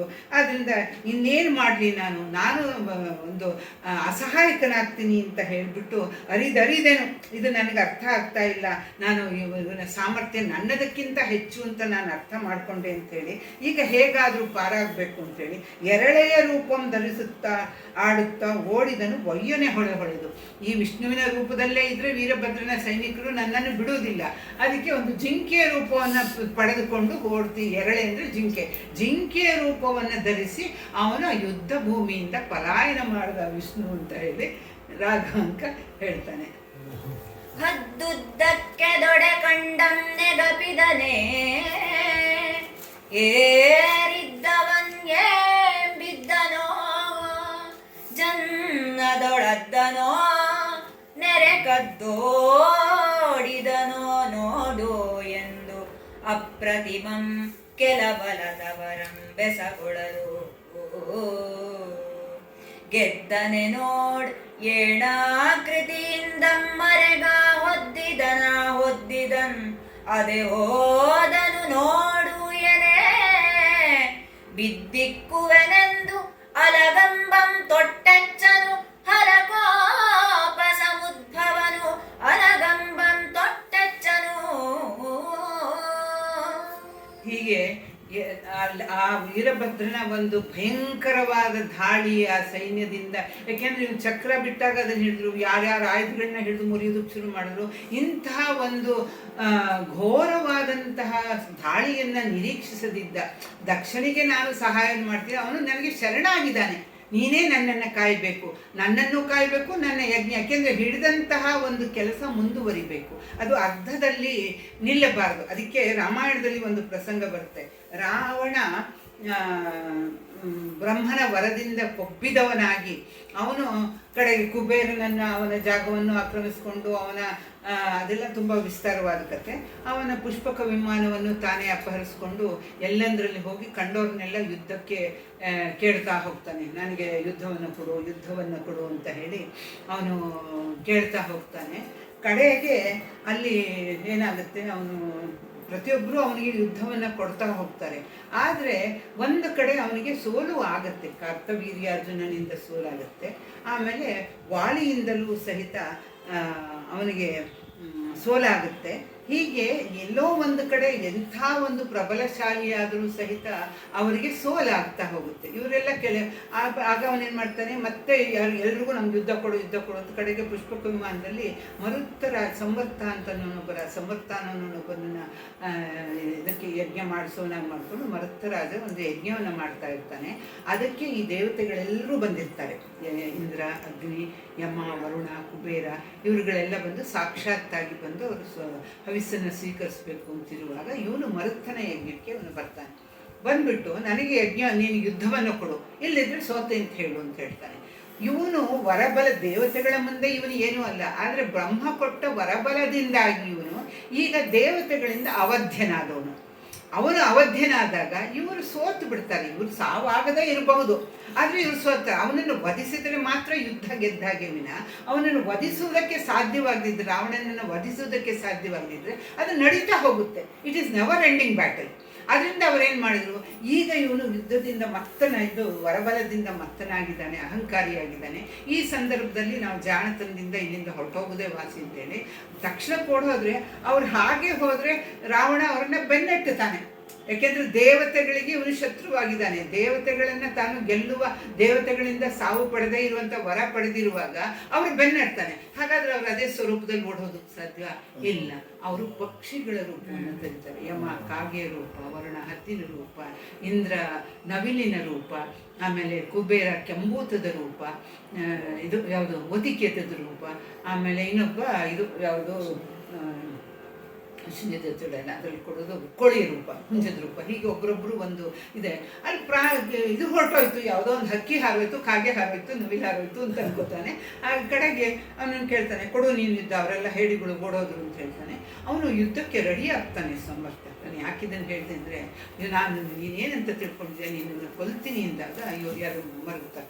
ಆಗ ಅವನ ಪುರೋಹಿತ ಹೇಳ್ತಾನೆ, ಹಿಡಿದ ಕಾರ್ಯವನ್ನು ಬಿಡಬಾರದು, ಯಜ್ಞ ಸಂಪೂರ್ಣವಾಗಬೇಕು. ಅರ್ಧದಲ್ಲಿ ಆದರೆ ಇದು ನಿನ್ನ ತಲಾಂತರದ ಪಿತಾಮಹರುಗಳಿಗೂ ತುಂಬ ಕೇಳು, ನಿನಗೆ ಅಪಯಶಸ್ಸು.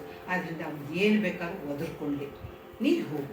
ನೀನು ಈಗ ಹಿಡಿದ ಕಾರ್ಯವನ್ನು, ಯಾಕೆಂದರೆ ಯಜ್ಞ ಪೂಜೆ ಮಾಡುವಾಗ ಅರ್ಧದಲ್ಲಿ ಅದು ಭಂಗವಾಯಿತು ಅಂದರೆ ಅದು ಒಂದು ಕೇಡಿನ ಸ್ವರೂಪ, ಕೇಡಿನ ಒಂದು ಅಂತ ಹೇಳಿದಾಗ ಅವನು ಸುಮ್ಮನಾಗ್ಬಿಡ್ತಾನೆ. ಆಗ ನೀ ಸೋತೆ ನಾ ಗೆದ್ದೆ ಅಂದ್ಕೊಂಡು ಒಂದಿಷ್ಟು ಅಲ್ಲೇ ಇದ್ದಂಥ ಋಷಿಗಳು ಅವ್ರನ್ನೆಲ್ಲ ತಿಂದು ಇವ್ರು ಹೊರಟೋಗ್ತಾನೆ. ಹಾಗೆ ಯಾಕೆಂದರೆ ಒಂದು ಸಂವರ್ತನ ಹೇಳ್ತಾನೆ, ಯಜ್ಞ ಕಾರ್ಯವನ್ನು ಅಥವಾ ಯಾವುದೇ ಕೈಗೊಂಡ ಒಂದು ಪುಣ್ಯ ಕಾರ್ಯವನ್ನು ಮಧ್ಯದಲ್ಲಿ ನಿಲ್ಲಿಸಬಾರ್ದು. ಅದಕ್ಕೆ ಇಲ್ಲಿ ದಕ್ಷ ಯಜ್ಞದ ನಿಲ್ಲಬಾರ್ದು. ಈ ವಿಷ್ಣುವೇ ನಾಯಕನಾಗಿ ಅಥವಾ ಅದಕ್ಕೆ ಸಂರಕ್ಷಕನಾಗಿ ಆಗಿದ್ದಾನೆ ಅಂದರೆ ಎರಡು. ಒಂದು, ಯಜ್ಞ ಕಾರ್ಯ ಯಾವ ಕಾರ್ಯಕ್ಕೂ ನಿಲ್ಲಬಾರದು. ಆ ನಿಲ್ಲದೇ ಇರುವುದಕ್ಕೆ ಇವನು ಪ್ರಮಾಣವಾಗಿ ತಾನು ಅದರ ಒಂದು ರಕ್ಷಣೆಯ ಭಾರವನ್ನು ವಹಿಸ್ಕೊಂಡಿದ್ದಾನೆ. ಆದ್ದರಿಂದ ಇಲ್ಲೇನಾಗ್ತಾ ಇದೆ, ಈ ಯಜ್ಞ ನಿಲ್ಲುವಂಥ ಸಂದರ್ಭ ಬರ್ತಾ ಇದೆ. ಯಾಕೆಂದರೆ ನಾನು ಭಾಷೆಯನ್ನೇನೋ ಕೊಟ್ಟೆ, ಎಷ್ಟನೇ ಹೇಳಿ 40 ನಾನೇನೋ ಭಾಷೆಯನ್ನು ಕೊಟ್ಟೆ, 39 ಆಯಿತಾ, ಭಾಷೆಯನ್ನು ಕೊಟ್ಟೆ. ಆದರೆ ಅದನ್ನು ನಾನು ಪೂರ್ತಿ ಮಾಡುವುದಕ್ಕೆ ಸಾಧ್ಯವಾಗ್ತಾ ಇಲ್ಲ. ಈಗ ನನ್ನ ಕುತ್ತಿಗೆಗೆ ಬಂದಿದೆ ಅಂತ ಹೇಳಿಬಿಟ್ಟು ಅವನು ಜಿಂಕೆಯ ರೂಪದಲ್ಲಿ ಹೋದಾಗ, ನೋಡು ಏಣಾಕೃತಿಯ ಮರೆಗ ಹೊದ್ದಿದನ ಇದು ಜಿಂಕೆಯ ರೂಪದಲ್ಲಿ ಇವನು ಓಡಾಗ್ತಾ ಇದ್ದಾನೆ. ಆದರೆ ಇವನು ಜಿಂಕೆ ರೂಪ ತಾಳಿದಾನೆ ಎನ್ನುವುದು ನಮಗೆ ಗೊತ್ತಾಗ್ತಾ ಇದೆ. ಆದ್ದರಿಂದ ಅಂಥೇಳಿ ನೋಡನೆ ಬಿದ್ದಿಕ್ಕುವೆನೆಂದು ಅಲಗಂಬಂ ತೊಟ್ಟೆಚ್ಚನು, ಒಂದು ಚೂಪಾದ ಒಂದು ಬಾಣವನ್ನು ಆ ಜಿಂಕೆಗೆ ಹೊಡೆದು ಬಿಡ್ತಾನೆ. ಯಾರು? ಹರಕೋಪ ಸಮುದ್ಭವನು. ಹರನ ಕೋಪದಿಂದ ಹುಟ್ಟಿದ್ದು ಅವನು ಸಾಧಾರಣ ಅಲ್ಲ. ಸತ್ತೋದ್ಲು ಅಂತ ಪ್ರಾಣತ್ಯಾಗ ಮಾಡಲು ಅಂತ ಹೇಳಿದಾಗ ಉಂಟಾದಂತಹ ಪರಿಮಿತವಾದ ಅದಮ್ಯವಾದಂತಹ ಇದು ಪ್ರಳಯಾನಲದಂತಹ ಕೋಪದಿಂದ ಅವನು ಹುಟ್ಟಿದವನು. ಅದು ಹಣೆಗಣ್ಣಿಂದ ಹುಟ್ಟಲಿ ಅಥವಾ ಅವನ ಜಟೆಯನ್ನು ಹೊಡೆದಾಗ ಹುಟ್ಟಲಿ, ಒಟ್ಟಿನಲ್ಲಿ ಈಶ್ವರನ ಕೋಪದಿಂದ ಹುಟ್ಟಿದವನು ಹರಕೋಪ ಸಮುದ್ಭವನು ವೀರಭದ್ರ. ಅವನಿಗೆ ಎರಳೆಗೆ ಆ ಜಿಂಕೆಗೆ ಹೊಡೆಯುತ್ತಾನೆ. ಕೆಡೆ ಎಚ್ಚೊಡೆ ಕೊರಳಂ ಕಡೆಗಳೆಯುತ ದರ್ಪಂ ಗೆಳೆದೋಡುವ ಕೃಷ್ಣ ಮೃಗಕ್ಕೆ ಮತ್ತಂ ಕಣೆಯಂ ತೊಡಲೈಸಕ್ಕೆ ಅಲಿಸಿ ಬಿಡದೆಸೆವ ಚೌಭುಜ ಶಂಖದ ಚಕ್ರದ ಗದೆಯ ಕಡುಗಲಿ ಕೈವಾರಿಸುತ್ತೈತರೆ ಕಂಡು ಉಗ್ರವನು ಉಡುಗಿ ನೆಲಕ್ಕೊಲದೂರಿದ ಧನುವಿನ ಕೊಪ್ಪಂ ಹಿಡಿದು ಅಂಬಂ ತಿರುಪುತ್ತಂ ನಗು ನಗುತ ಆರೈದನು ವೈರಿ ಭಯಂಕರನು. ಇದು ಹಿಂದಿನ ಪದ್ಯದ ಒಂದು ಸಾರಾಂಶ ಇದ್ದಾಗೆ.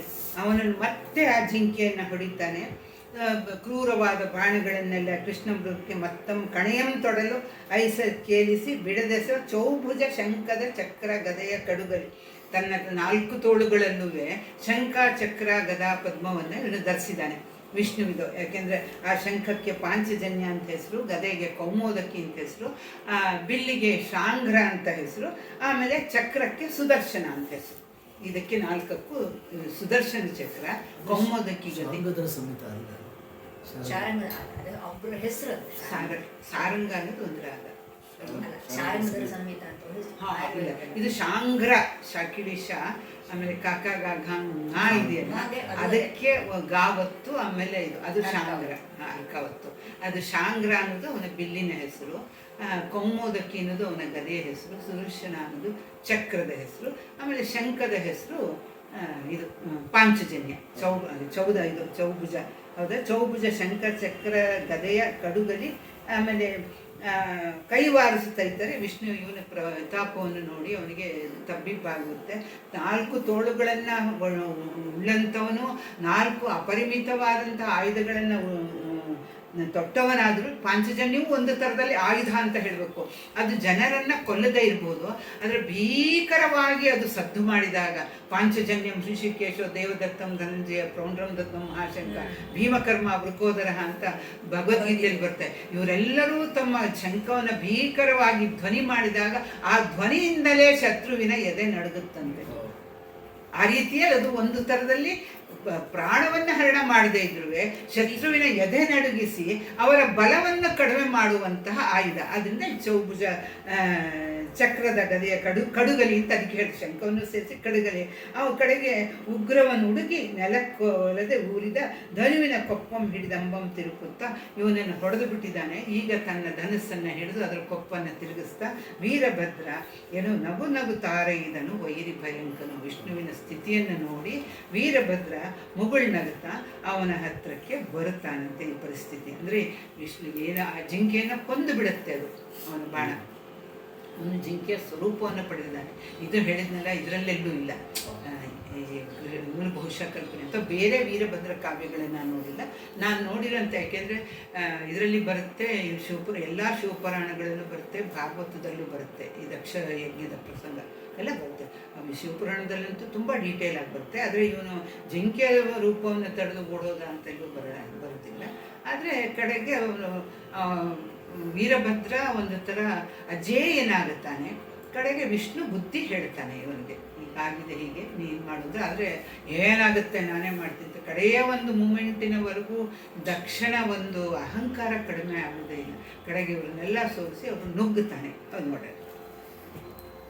ಜಯ ರಿಪು ಕೋಲಾಹಲ, ಜಯ ರಿಪು ಕುಲ ಭೀಷಣ, ಜಯ ರಿಪು ತೋಷಣ, ಜಯ ರಿಪು ಫಣಿ ಖಗಪತಿ, ಜಯ ಜಯ ಜಯ ಜಯ ಜಯ ರಿಪು ಕರಿ ಮೃಗಪತಿ, ಜಯ ರಿಪು ಗಿರಿನಾಕಪತಿ, ಜಯ ಭವ ಭಾಳಾಂಬಕ ಶಿಖಿ ಸಂಭವ, ಜಯ ಜಯ ಜಯ ಜಯ ಜಯ ಜಯ ಶರಣಾಗತ ಜನರ ಕ್ಷಾಮಣಿ, ಜಯ ಜಯ ಜಯ ಎಂದು ಅಷ್ಟೋತ್ತರ ಶತನಾಮದಿ ಕೈವಾರಿಸಿದನು ರಿಪುಮರ್ದನನು. ಜಯ ರಿಪು ಕೋಲಾಹಲ, ಶತ್ರುಗಳ ಅವರ ಒಂದು ಕೋಲಾಹಲವನ್ನು ಉಂಟು ಮಾಡುವಂಥವನು. ಕೋಲಾಹಲ ಯಾವಾಗ ಆಗುತ್ತೆ ಅಂದರೆ ತಬ್ಬಿಬ್ಬಾದಾಗ, ದಿಗ್ಭ್ರಮೆಯಾದಾಗ, ಸೋಲುಂಟಾದಾಗ ಅವರಲ್ಲಿ ಒಂದು ಆಕ್ರಂದನದ ಕೋಲಾಹಲ ಉಂಟಾಗುತ್ತೆ. ಹಾಗೆ ಜಯರಿಪು ಕೋಲಾಹಲ, ಜಯರಿಪು ಕುಲ ಭೀಷಣ, ಶತ್ರುಗಳ ಕುಲಕ್ಕೆ ಭೀಷಣನಾದಂಥವನು. ಆಮೇಲೆ ಜಯರಿಪು ಶೋಷಣ, ಶತ್ರುಗಳನ್ನು ಶೋಷಿಸಿ ಬಿಡುವನು, ಒಣಗಿಸಿ ಬಿಡುವವನು, ನಿರ್ನಾಮ ಮಾಡುವಂಥವನು. ಜಯರಿಪು ಫಣಿ ಖಗಪತಿ, ಜಯರಿಪು ಅಂದರೆ ಶತ್ರುಗಳೆಂಬ ಸರ್ಪಗಳಿಗೆ, ಖಗಪತಿ ಅಂದರೆ ಗರುಡ ಸ್ವರೂಪಿಯಾದವನು. ಗರುಡನಿಗೆ ಸರ್ಪಗಳು ಆಹಾರ, ಗರುಡನಿಗೆ ಸರ್ಪಗಳು ಶತ್ರು. ಆ ಶತ್ರು ಯಾಕಾಯಿತು, ಆಹಾರ ಯಾಕಾಯಿತು ಅನ್ನೋದಕ್ಕೆ ಪುರಾಣದಲ್ಲಿ ಅದಕ್ಕೆ ಒಂದು ಕತೆ ಬರುತ್ತೆ. ಯಾಕೆ ಅವನ ಆಹಾರ, ಯಾಕೆ ಗರುಡನಿಗೆ ಸರ್ಪ ಯಾಕೆ ಆಹಾರ, ಗರುಡನಿಗೆ ಸರ್ಪ ಹಾಗೆ ನೋಡಿದ್ರೆ ಅವರು ಒಂದು ಥರದಲ್ಲಿ ಅಕ್ಕ ತಂಗಿಯರ ಮಕ್ಕಳು, ಸ್ವತಃ ಅಕ್ಕ ತಂಗಿಯರ ಮಕ್ಕಳು, ಸರ್ಪಗಳಾಗಲಿ ಇದಾಗಲಿ. ಆದರೆ ಅವನಿಗೆ ಆದಂತಹ ಒಂದು ಕೆಟ್ಟ ಅನುಭವದಿಂದ ಅದನ್ನು ಮತ್ತೊಂದು ಹೇಳ್ತೀನಿ, ಬೇಗ ಹೋಗ್ಬೇಕು ಅನ್ನೋ ಗೊತ್ತಿಲ್ಲ. ಹಾಗಾಗಿ ಅವನು ಇವನನ್ನು ಇಂದ್ರನನ್ನು ಬೇಡ್ಕೊಳ್ತಾನೆ. ಒಂದು ಸಂದರ್ಭದಲ್ಲಿ ಅಮೃತ ಕಲಶವನ್ನು ತರುವಾಗ ಆ ಗರುಡನ ಪರಾಕ್ರಮವನ್ನು ನೋಡಬೇಕು. ಏನು ಪರಾಕ್ರಮ ತೋರಿಸ್ತಾನೆ ಅಂದರೆ ಗರುಡ, ಇವನು ತಮ್ಮ ದಾಸ್ಯವನ್ನು ಬಿಡುಗಡೆ ಮಾಡೋದಕ್ಕೋಸ್ಕರ ಏನು ಮಾಡಬೇಕು ಅಂತ ಕದ್ರುವಿಗೆ ಕೇಳಿದಾಗ, ಅವರು ಸರ್ಪಗಳು ಅಮರರಲ್ಲ, ಅವುಗಳು ಸತ್ತು ಹೋಗ್ತಾ ಇರ್ತೇವೆ ವಿಪರೀತವಾಗಿ. ಒಂದ್ಸತಿ ಇವನು ಹೀಗೆ ನಮ್ಮನ್ನು ದಾಸರಾಗ್ಬಿಡ್ತಾರೆ. ವಿನತೆ ಕದ್ರುವಿನ ವಿನತೆ ಮತ್ತು ವಿನತೆಯ ಮಗ ವಿನಂತೆ ಮಗ ಗರುಡ ಅವರಿಬ್ಬರೂ ಕದ್ರು ಮಾಡಿದ ಮೋಸದಿಂದ ಅವರ ದಾಸರಾಗ್ಬಿಡ್ತಾರೆ. ಗರುಡನ ಬಲವೇನು, ಸರ್ಪಗಳ ಬಲವೇನು? ಒಂದು ಸತಿ ಅವನು ಜೋರಾಗಿ ರೆಕ್ಕೆಯನ್ನು ಬಡಿದ್ರೆ ಸಾಕು, ಸಾವಿರಾರು ಸರ್ಪಗಳು ಸತ್ತು ಹೋಗುವಷ್ಟು ಬಲ, ಒಂದು ಸತಿ ಬಡಿದ್ರೆ ಸಾಕು. ಆದರೆ ಈ ಮೋಸದಿಂದ ತಮ್ಮ ತಾಯಿಯನ್ನು ತನ್ನನ್ನು ಸೇವಕರನ್ನಾಗಿ ದಾಸರನ್ನಾಗಿ ಮಾಡಿಕೊಂಡ ಕುಬುದ್ಧಿಯಿಂದಾಗಿ ನಮ್ಮನ್ನು ನೀನು ವಿಹಾರಕ್ಕೆ ಕರ್ಕೊಂಡು ಹೋಗು, ನಮ್ಮನ್ನು ಬೆನ್ಮೇಲೆ ಕೂರಿಸ್ಕೊಂಡು ಕರ್ಕೊಂಡು ಹೋಗು, ಹೀಗೆಲ್ಲ ಸರ್ಪಗಳು ಹೇಳ್ತಾ ಇರುತ್ತೆ. ನನ್ನ ಬಲದ ಲಕ್ಷದ ಒಂದು ಭಾಗ ಇವುಗಳಿಗಿಲ್ಲ, ಇವರಿಗೆ ನಾನು ಸೇವಕನ ಥರ ವರ್ತಿಸ್ಬೇಕಲ್ಲ ಅಂತ ಇವನಿಗೆ ಭಾಳ ದುಃಖ ಆಗ್ತಿತ್ತು. ಕೆಲವು ಇನ್ನೂ ಎತ್ತರ ಅಂತ ಸರ್ಪಗಳು ಹೇಳಿದಾಗ ಸೂರ್ಯಮಂಡಲದ ತನಕ ಕರ್ಕೊಂಡು ಹೋದಾಗ ಅವುಗಳೆಲ್ಲ ಕೆಲವು ಸತ್ತು ಬಿದ್ದು ಸುಟ್ಟೋಗಿ.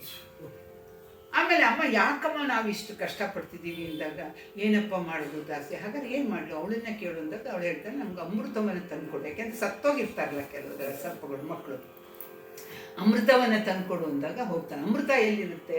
ಸ್ವರ್ಗದಲ್ಲಿ. ಅಲ್ಲಿ ಒಂದು ಬಹಳವಾದ ಘೋರ ರಾಕ್ಷಸರು, ಬೆಂಕಿಗಳು, ಆಮೇಲೆ ತಿರುಗುವಂತಹ ಅಲಗು, ಎಲ್ಲಿದಾದ್ರೂ ಚಕ್ಕಂತ ಕತ್ತರಿಸೋ ಹಾಗೆ.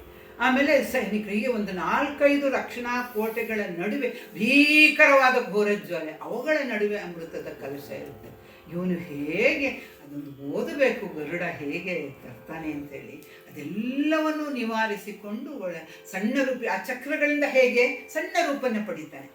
ಒಂದು ಬೃಹದಾಕಾರ, ಅವನು ಈ ಚಕ್ರ ಹೀಗೆ ತಿರುಗಿ ಹೀಗೆ ಬಂದು ಈ ನಡುವಿನ ಅವಧಿ ಏನಿದೆ ಅದು ಫ್ರಾಕ್ಷನ್ ಆಫ್ ಎ ಸೆಕೆಂಡ್.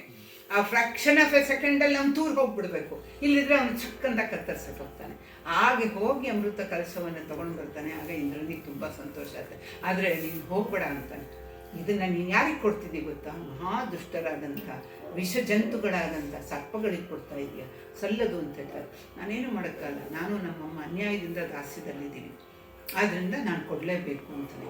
ಇಲ್ಲ, ಇದು ಅವ್ರಿಗೆ ಸಿಗಬಾರ್ದು. ಅವರು ಅಮರಾದ್ರೆ ಗತಿ ಏನು? ಸಾವೇ ಇಲ್ಲದವರಾದರೆ ದುಷ್ಟ ಜಂತುಗಳು ಜಗತ್ತಿನ ಗತಿ ಏನು? ಆಗ ಒಂದು ಕೆಲಸ ಮಾಡು, ನಾನು ಹೋಗಿ ಇಡ್ತೀನಿ, ನೀನು ಹೇಗಾರು ಮಾಡೋದನ್ನು ಎಗರಿಸ್ಕೊಂಡು ಹೋಗು ಅಂತ. ಆಗ ಇನ್ನೊಂದು ಸ್ವಾರಸ್ಯಕರ ಸಂಗತಿ ಅಂದರೆ ವಿಷ್ಣು ಎದುರಾಗ್ತಾನೆ. ಏನು ನಿನ್ನ ಶೌರ್ಯ, ನಿನಗೆ ತುಂಬ ಖುಷಿಯಾಯಿತು ನಿನ್ನ ಅಪಾರ, ಯಾಕೆಂದರೆ ಸ್ವರ್ಗದ ಆ ಒಂದು ಘೋರ ಕಾವಲಿನಿಂದ ಅಮೃತವನ್ನು ತರುವುದು ಗರುಡನಿಗೆ ಬಿಟ್ಟು ಇನ್ಯಾರಿಗೂ ಸಾಧ್ಯ ಇಲ್ಲ. ಗರುಡನೂ ಅಷ್ಟು ಕಷ್ಟಪಡ್ತಾನೆ. ನಾನು ತುಂಬ ಖುಷಿಯಾಯಿತು, ನಿನಗೇನು ಬೇಕೋ ವರ ಕೇಳಿಕೊಡ್ತೀನಿ ಅಂತಾನೆ. ಆ ಅಮೃತ ಕಲಶವನ್ನು ತಂದಂತಹ ಆ ಒಂದು ಜಯದ ಉನ್ಮತ್ತಿನಲ್ಲಿ ಗರುಡ ಏನಂತಾನೆ ಅಂದರೆ, ನೀನೇ ವರ ಕೇಳು ನಾನು ಕೊಡ್ತೀನಿ ಅಂತಾನೆ ವಿಷ್ಣು. ನೀನೇ ವರ ಕೇಳು ನಾನು ಕೊಡ್ತೀನಿ ಅಂತಾನೆ.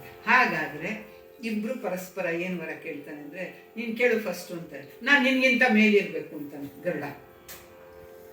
ಇವನು ನೀನು ನನ್ನ ವಾಹನ ಆಗಬೇಕು ಅಂತಾನೆ. ಗರುಡ ವಿಷ್ಣುವಿಗೆ ವಾಹನ. ಹಾಗಾದರೆ ಗರುಡ ವಿಷ್ಣುವಿಗಿಂತ ಹೇಗೆ ಮೇಲೆ ಅಂದರೆ ಅವನ ಧ್ವಜದಲ್ಲಿರ್ತಾನೆ.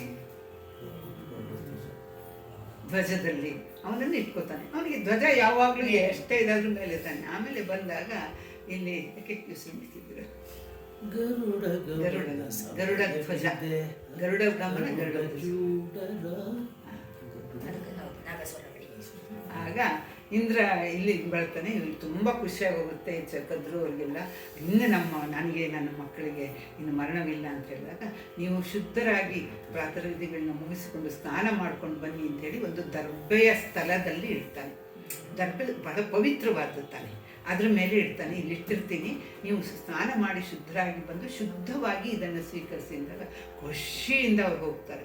ಇಂದ್ರ ಇಬ್ಬತ್ತು ಎದುರಿಸ್ತಾರೆ. ಅದಕ್ಕೆ ಏನಿದೆ ಅಂದರೆ ಹೊರಟೋಗ್ತಾನೆ. ಇಲ್ಲಿ ಬಂದು ನೋಡಿದ್ರೆ ಇಲ್ಲ, ಹೋಗುವಾಗ ಏನಾದರೂ ತುಳುಕಿದ ಅಮೃತವೇನಾದರೂ ದರ್ಬೆಯ ಮೇಲೆ ಬಿದ್ದಿದೆಯೇನೋ ಅನ್ನೋ ಒಂದು ಕಟ್ಟ ಕಡೆಯ ಆಸೆಯಿಂದ ಇವುಗಳು ನೆಕ್ಕುತ್ತವಂತೆ. ನೆಕ್ಕದಾಗ ನಾಲಿಗೆ ಸಿಹಿ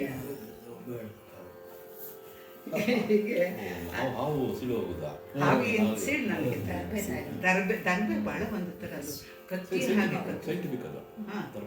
ದರ್ಬೆ, ಹಾಗಾಗಿ ಅವು ಸೀಳ್ ಹೋಯ್ತು ಅಂತ ಅದಕ್ಕೆ ಕಾರಣವನ್ನ ಈ ರೀತಿಯಲ್ಲಿ ಕೊಡ್ತಾರೆ. ಯಾತಕ್ಕೆ ದರ್ಬೆ ನಾಲಿಗೆಗಳ ಸೀಳ್ ಹೋಯ್ತು ಅಂತ. ಹಾಗೆ ಹೇಳೋದು ನೋಡಿದ್ರೆ ಸಾರಿ ಹೇಳೋದು ನೋಡಿದ್ರೆ ನಮ್ಮೆಲ್ಲರ ಲೈಫ್ನು ಯಾವುದೋ ರೀತಿ ಹಿಂದಿಂದ ಮಾಡಿದ್ದು ಕನೆಕ್ಷನ್ ಆಗಿ ಯಾವುದೋ ಜೊತೆ ಸಂಬಂಧ ಆಗಿ ಎಲ್ಲ ಇಟ್ಸ್ ಆಲ್ ಡಿಕ್ಟೇಟೆಡ್ ಅನ್ಸುತ್ತೆ ಅಲ್ವಾ? ಸತಿ ಯಾಕೆ ಬರೋದು ಬರೋದು, ನೀವು ಹಾಡೋದು, ಇಲ್ಲಿ ಆಗ್ತಿರೋದು, ಇದೂ ಯಾವುದೋ ಇಲ್ಲ ಅದಕ್ಕೆಲ್ಲ ದೇವ್ರ ಪ್ರೇರಣೆ. ಇದು ಒಂದು ಕಡೆ ಹೇಳ್ತಾರೆ, ಯಾರು ಸುಮ್ಮನೆ ಭೇಟಿಯಾಗಲ್ಲ, ಯಾರೋ ಇಬ್ರು ವ್ಯಕ್ತಿಗಳು ಭೇಟಿಯಾಗೋದು ಅಥವಾ ಅವರು ಆತ್ಮೀಯರಾಗ್ತಾರೆ ಅಂದ್ರೆ ಅದಕ್ಕೆಲ್ಲೋ ಏನೋ ಕನೆಕ್ಷನ್ ಇರುತ್ತೆ, ಎಲ್ಲೋ ಏನೋ. ಈಗ ನೀವು ಯಾರೋ ನಾವು ಯಾರೋ ಗೊತ್ತಿಲ್ಲ, ಅವತ್ತೊಂದಿನ ಕೇಳಿ ನೀವು ನಮ್ಮ ಮನೆಗೆ ಬನ್ನಿ ಅಂತ ಹೇಳಿ, ಇವಕ್ಕೆಲ್ಲ nothing will happen without any reason. Nothing will happen without any reason. ಎಷ್ಟೆಷ್ಟು ದಿನ ಯೋಗ ಇರುತ್ತೋ ನಡುವೆ ಅದು ನಮ್ಮದು ಒಂದು ಯೋಗ ಅಂತ ನಾವು ಅನ್ಕೋತೀವಿ. ಯಾಕೆಂದರೆ ಈ ಮೂಲಕ ಈ ಕಾವ್ಯವನ್ನು ಇದನ್ನು ಪೂರ್ತಿಯಾಗಿ ಒಪ್ಪುವುದು ಬಿಡೋದು ಬೇರೆ ಪ್ರಶ್ನೆ, ಆದರೆ ಕಾವ್ಯದಲ್ಲಿರುವಂಥ ಸೌಂದರ್ಯವನ್ನು ಆ ಒಂದು ಕಡೆಯಲ್ಲಿ ಏನು ಇದರಲ್ಲಿ ಒಂದು ನಿರೂಪಿಸಿರುವುದೇನೋ, ಸತ್ಯಕ್ಕೆ ಧರ್ಮಕ್ಕೆ ಜಯ. ಮದ ಏನಿದ್ರೂ ಒಂದಲ್ಲ ಒಂದು ಸತಿ ಅದು ಅಳಿದು ಹೋಗೇ ಹೋಗುತ್ತೆ, ಅದು ನುಚ್ಚು ನೂರಾಗುತ್ತೆ.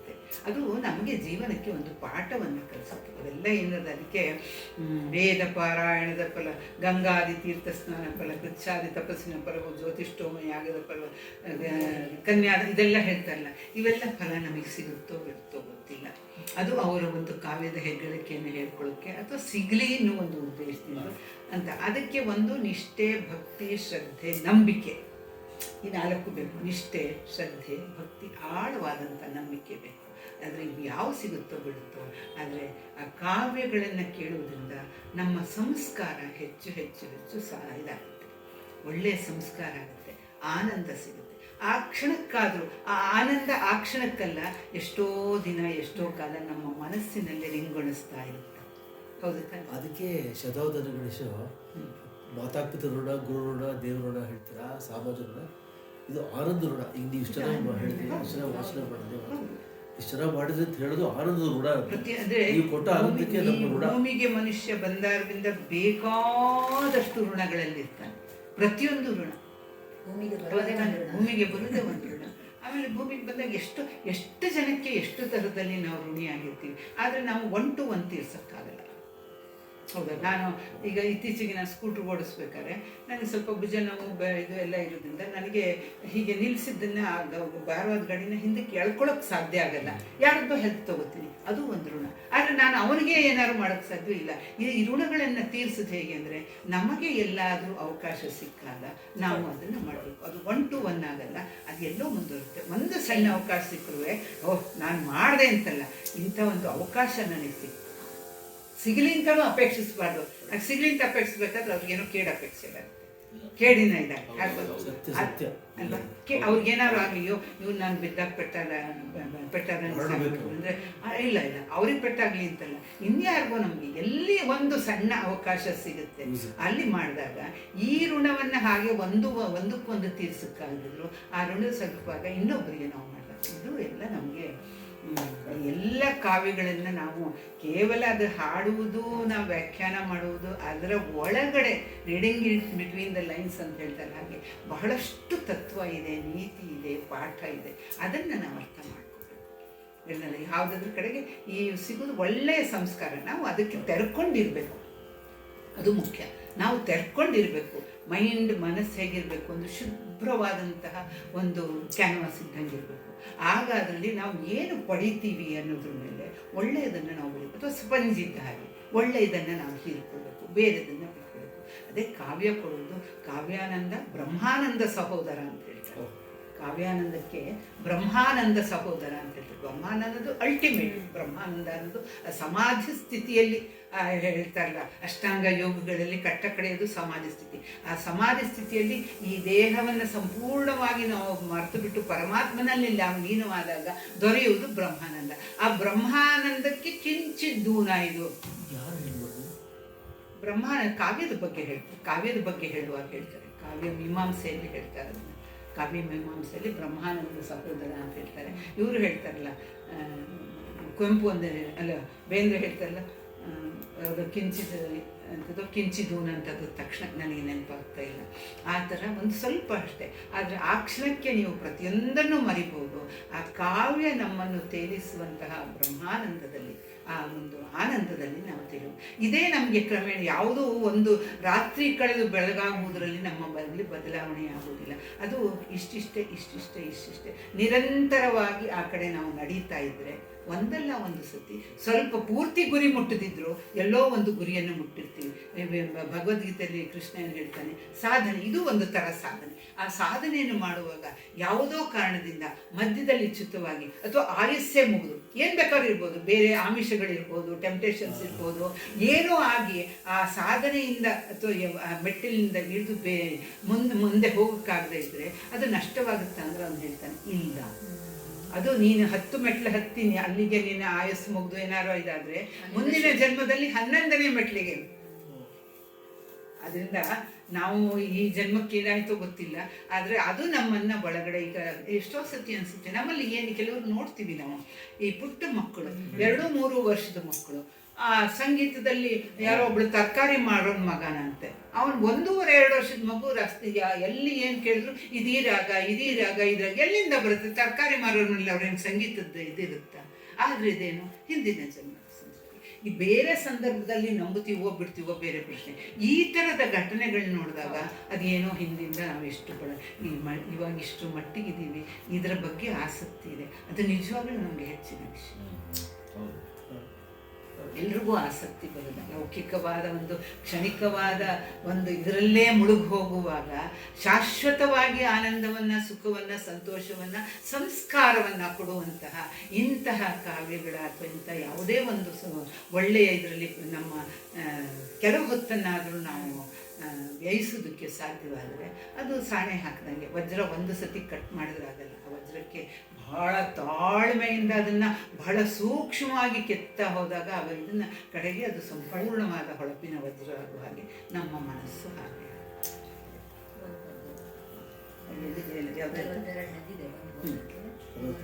ಆಮೇಲೆ ಜಯ ರಿಪು ನಾಕಪತಿ, ಜಯರಿಪುಗಿರಿ ನಾಕಪತಿ ಅಂದರೆ ಗಿರಿಗಳಿಗೆ ವಜ್ರ ಸಮಾದ ಇಂದ್ರ. ಇಂದ್ರ ಅದಕ್ಕೊಂದು ಕತೆ ಇದೆ. ಏನು ಅಂದರೆ ಹಿಂದೆ ಪರ್ವತಗಳಿಗೆಲ್ಲ ರೆಕ್ಕೆ ಬಂದು ಕಂಡು ಕಡೆ ಎಲ್ಲ ಹಾಕ್ತಿದ್ರು. ಕಂಡು ಕಡೆ ಹಾಕ್ತಿದ್ದಾಗ ಒಂದ್ಸತಿ ಸಾಕು ಅನ್ಸ್ದಾಗ ದಪ್ಪ ಅಂತ ಕೂತ್ಕೋತಾ ಇದ್ವು. ಕೂತ್ಕೊಂಡಾಗ ಅದು ಹಳ್ಳಿ ಇದ್ದಿರ್ಬೋದು, ಜನರು ಇರ್ಬೋದು, ಕಾಡಿರ್ಬೋದು, ಆಗತ್ತೆ ತಾನೆ, ಅವುಗಳೆಲ್ಲ ನಾಶವಾಗ್ತಿತ್ತು. ಆಗ ಇದರಿಂದ ಲೋಕವೆಲ್ಲ ತತ್ತರಗೊಂಡು ಕೇಳಿದಾಗ ಅವನು ತನ್ನ ವಜ್ರಾಯುಧದಿಂದ ಇವುಗಳು ಹಾರದ ರೀತಿಯಲ್ಲಿ ರೆಕ್ಕೆಗಳನ್ನು ಕತ್ತರಿಸೋದಕ್ಕೆ ಶುರು ಮಾಡ್ದ ಅನ್ನೋದು. ಇದರಲ್ಲಿ ಇರೋದನ್ನ ಇದು ಅಂತಂದರೆ ಅದು ಸಾಂಕೇತಿಕ ಅಷ್ಟೇನೆ. ಈ ರೆಕ್ಕೆ ಬಂತು ಇದೆಲ್ಲ ನಾವು ಅದನ್ನು ಹಾಗೆ ಅರ್ಥ ತಗೋಬಾರ್ದು. ಮನುಷ್ಯ ತನ್ನ ಅಹಂಕಾರದಿಂದ ಮೀರಿ ಹೇಗೆ ಅಂದರೆ ಹಾಗೆ ಅಂದರೆ ಇರುವಾಗ ಅಹಂಕಾರದ ರೆಕ್ಕೆಗಳನ್ನು ಕತ್ತರಿಸ್ತಾನೆ ಭಗವಂತ. ಈ ಅರ್ಥದಲ್ಲಿ ನಾವು ತಗೊಳ್ಬೇಕಾಗುತ್ತೆ. ಹಾಗೆ ಜಯ ರಿಪುಗಿರಿ ನಾಕಪತಿ, ಜಯ ಭವ ಬಾಳಾಂಬಕ ಹಣೆಯಲ್ಲಿ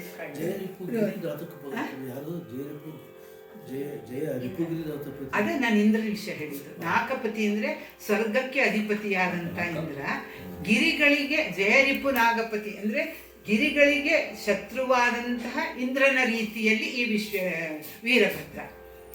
ಆ ರೆಕ್ಕೆ ಬಂದಂತಹ ಹೇಳಿದ್ನಲ್ಲ, ಅವು ಏನು ರೆಕ್ಕೆ ಬರೋದಕ್ಕೆ ಸಾಧ್ಯವೇ ಅಂದರೆ ಮನುಷ್ಯನ ಅಹಂಕಾರ ರೆಕ್ಕೆ ಪಡೆದು ಎಲ್ಲೆಂದರಲ್ಲಿ ಹೇಗೆಂದರೆ ಯಾರೆಂದರೆ ಅವರನ್ನು ಶೋಷಿಸುವಾಗ, ಅವರಿಗೆ ತೊಂದರೆಯನ್ನುಂಟು ಮಾಡುವಾಗ ಆ ಅಹಂಕಾರದ ರೆಕ್ಕೆಗಳನ್ನು ಕತ್ತರಿಸುವುದು ಅನ್ನುವ ಅರ್ಥದಲ್ಲಿ. ಜಯಭವ ಬಾಳಾಂಬಕ ಅಂದರೆ ಹಣೆಯಲ್ಲಿ ಕಂಡಿದ್ದು. ಶಿಖಿ ಸಂಭವ, ಆ ಹಣೆಯ ಅಗ್ನಿಗೆಯಿಂದ ಹುಟ್ಟಿದವನು ಶಿಖಿ ಸಂಭವ. ಜಯ ಜಯ ಶರಣಾಗತ ಜನ ರಕ್ಷಾಮಣಿ, ಜಯ ಜಯ ಎಂದು ಅಷ್ಟೋತ್ತರ ಶತನಾಮದಿಂದ ಕೈವಾಡಿಸಿದರು ಅಂದರೆ ಸ್ತುತಿಸಿದರು ಅಂತ ಅರ್ಥ. ಯಾರು? ರಿಪು ಮರ್ದನನನ್ನು, ವೀರಭದ್ರನನ್ನು ಎಲ್ಲರೂ ಹೀಗೆ ಸ್ತುತಿಸ್ತಾರೆ. ಎಸೆ ಕಂಜದಿರನು ಸರಿಸದೆ ಯುಸುರುಸುರಿ,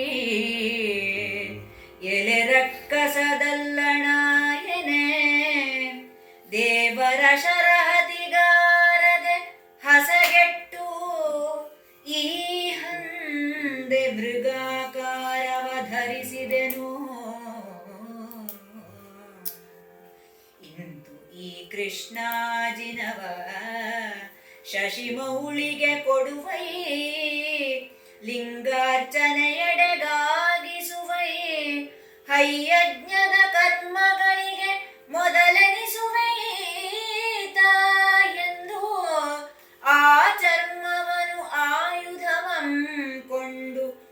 ನುಡಿದರ ನರಸಿದನು.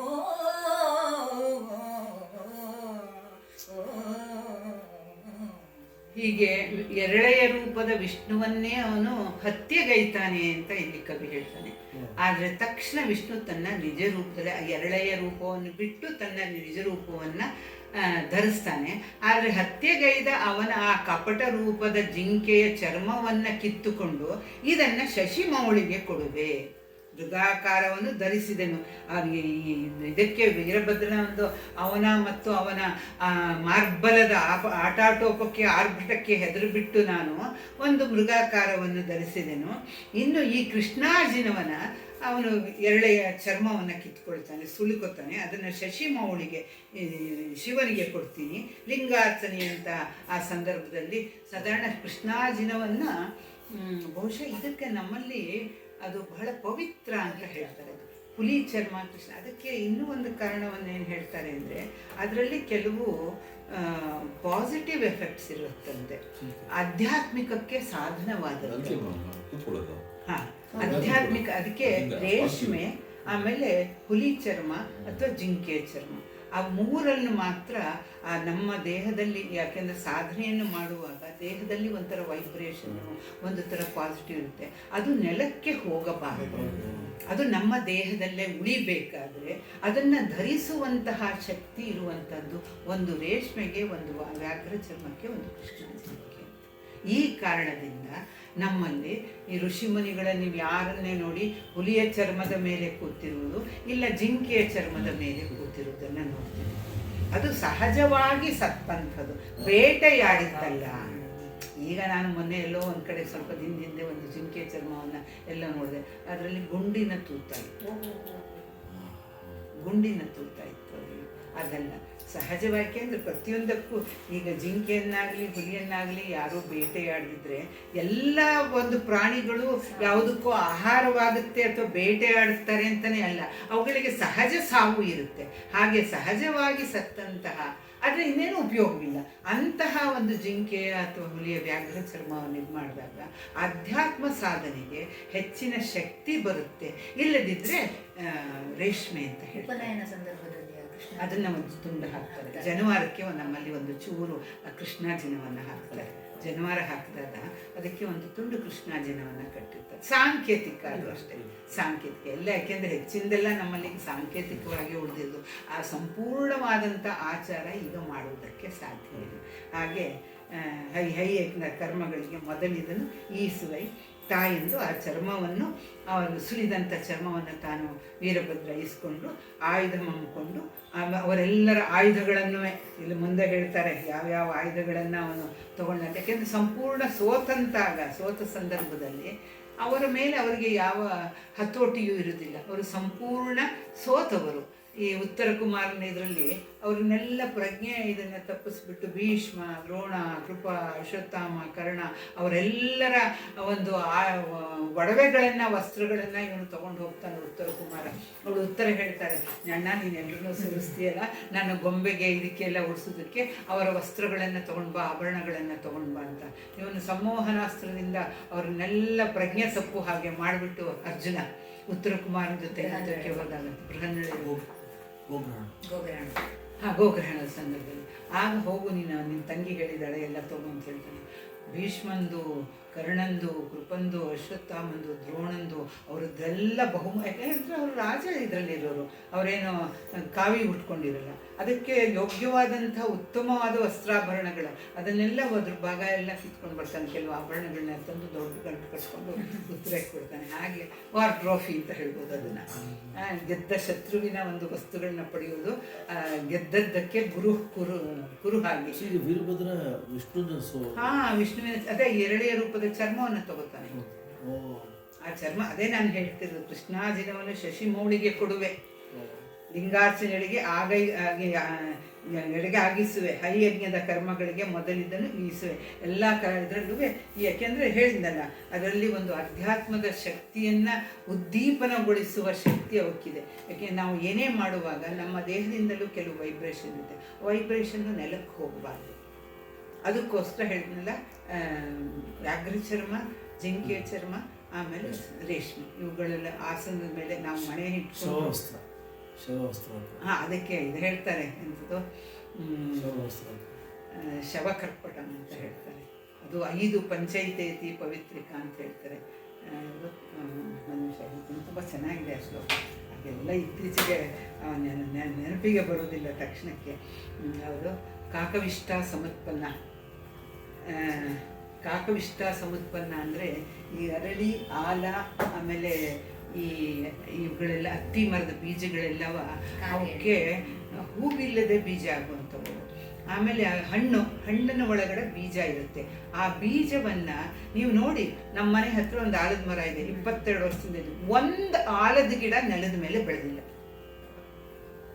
ಒಂದು ಅರಳಿ ಗಿಡ ನೆಲದ ಮೇಲೆ ಬೆಳೆದಿಲ್ಲ. ಅವು ಎಲ್ಲಿ ಬೆಳೆಯುತ್ತವೆ ನೋಡಿದರೆ ನೀವು, ಕಲ್ಲಿನ ಸಂದಿಲಿ, ಮೆಟ್ಲು ಸಂದಿಲಿ, ಗೋಡೆ ಸಂದಿಲಿ, ಕೋಟೆ ಸಂದಿಲಿ. ಯಾಕೆ ಅಂದರೆ ಕಾಕವಿಷ್ಟ ಸಮರ್ಪಣ. ಅದು ಬೀಜ ಇಷ್ಟಿರುತ್ತೆ, ಆದರೆ ಅದರ ಹೊರಗಡೆ ಒಂದು ಕವಚ ಬಹಳ ಗಟ್ಟಿಯಾಗಿದ್ದು, ಅದು ಅದನ್ನು ನೆಲದ ಮಣ್ಣಿನ ಕಾರಣದಿಂದಾಗಿ ಆ ಗಟ್ಟಿಯ ಕವಚ ಒಡೆದು ಅದು ಮೊಳಕೆ ಹೊಡೆಯೋದಕ್ಕೆ ಸಾಧ್ಯವಿಲ್ಲ. ಕಾಗೆ ಮುಂತಾದ ಪಕ್ಷಿಗಳೆಲ್ಲ ಅದನ್ನು ತಿಂದು ಮರದ ಮೂಲಕ ಹೊರಗೆ ಬಿಟ್ಟಾಗ ಅದರ ಮೇಲಿನ ಕವಚ ಅದು ಹೋಗಿ ಇದು ಇದಕ್ಕೆ ಸಸಿ ಆಗುದು. ಇವೆಲ್ಲ ಅದಕ್ಕೆ ಕಾಕವಿಷ್ಟ ಸಮತ್ಪನ್ನ. ಅದೊಂದ್ಸೂರು ಹೇಳ್ತೀನಿ ನನಗೆ. ಅದಕ್ಕೆ ನಮ್ಮ ಅಣ್ಣ ಅಂತಾರೆ ಬಿಡೋದು, ಸ್ವೀಟ್ ಇರೋದು ತಿನ್ಬೇಕು ನಾವು, ಆಮೇಲೆ ಅದು ಬೀಜ ಆಗಿ ಈಚೆ ಅದೇ ರೀಸನ್. ಹೌದು ಹೌದು, ಸಿಹಿ ಇರೋದು ಅದಕ್ಕೆ ತಿಂತಾರೆ. ಯಾರು ನಾವು ಮನುಷ್ಯರು ತಿಂತಾರೆ, ಪ್ರಾಣಿ ತಿಂತಾರೆ, ಅಕ್ಕಿ ತಿಂತಾರೆ.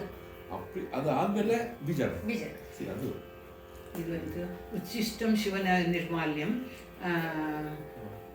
ವಮನಂ ಜ್ಞಾಪಕ ಬಂತು. ಉಚ್ಚಿಷ್ಟಂ ಶಿವ ನಿರ್ಮಾಲ್ಯಂ ವಮನಂ ಶವಕರ್ಪಟಂ ಕಾಕವಿಷ್ಟ ಸಮತ್ಪನ್ನ ಪಂಚೈತೇತಿ ಪವಿತ್ರಿಕಾ ಅಂತದ್ದು. ಉಚ್ಚಿಷ್ಟ ಅಂದರೆ ಎಂಜಲು. ಯಾವುದು ಎಂಜಲು ಅಂತಂದರೆ ಈ ಜೇನು ಹುಳ, ಅದು ಬಾಯಲ್ಲಿ ತಗೊಂಡು ಆಮೇಲೆ ಅದನ್ನು ಉಚ್ಚಿಷ್ಟ. ನಿರ್ಮಾಲ್ಯ ಅಂದರೆ ಒಂದು ಸತಿ ದೇವರಿಗೆ ಪೂಜೆ ಮಾಡಿದ್ದು ಅಥವಾ ಉಪಯೋಗಿಸಿದ್ದು. ಯಾವುದಂದರೆ ಶಿವನ ಜಟೆಯ ಮೇಲಿನ ಗಂಗೆ, ಅಲ್ಲಿಂದ ಹರಿದು ಬಂದಾಗ ಅವನು ನಿರ್ಮಾಲ್ಯವಾದ. ಉಚ್ಚಿಷ್ಟಂ ಶಿವ ನಿರ್ಮಾಲ್ಯಂ. ಆಮೇಲೆ ವಮನಂ ಶವಕರ್ಪಟಂ. ವಮನಂ ಅಂದರೆ ಬಾಯಿಂದ ತೆಗೆದಿದ್ದು. ಯಾವುದು ಇದು ಅಲ್ಲ, ಸಾರಿ, ಉಚ್ಚಿಷ್ಟಂ ಅಂತಂದರೆ ಕರುವಿನ ಹಾಲು, ಹಸುವಿನ ಹಾಲು.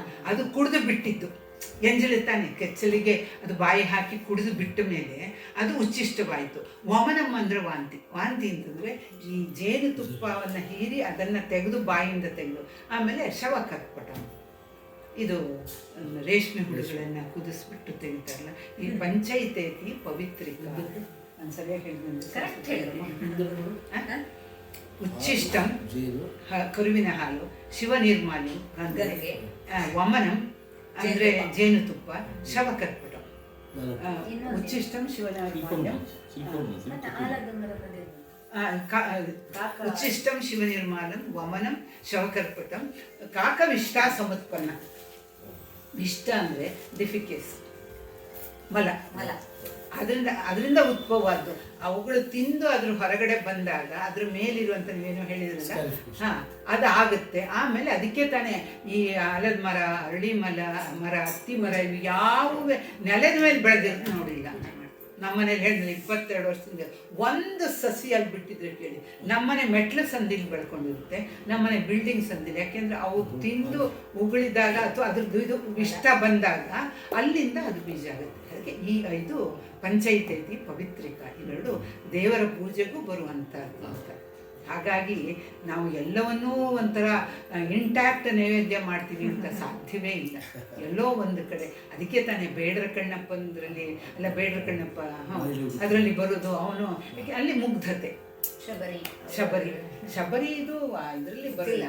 ಶಬರಿ ಇದು ವಾಲ್ಮೀಕಿ ಇದ್ರಲ್ಲಿ ಬರಲ್ಲ, ಅದು ಬೇರೆಯವರು ಕೊಡ್ತಾರೆ ಆ ಥರ. ಇದರಿಂದ ಮಾತ್ರ ಬೇಡರ ಕಣ್ಣಪ್ಪಂದು ಮಾತ್ರ ಅವನು ಕೈ ಇದಾಗಿರುತ್ತೆ, ರುಚಿಯಾಗಿರುತ್ತೆ ಅಂತ ತಿಂದು ನೋಡ್ತಾನೆ. ಇದಕ್ಕೆ ಅಭಿಷೇಕ ಮಾಡೋಕ್ಕೆ ಬಾಯಲ್ಲಿ ನೀರು ತುಂಬ್ಕೊಂಡು ಬರ್ತಾನೆ, ಹೂವನ್ನು ತಲೆ ಮೇಲೆ ಇಟ್ಕೊಂಡು ಬರ್ತಾನೆ.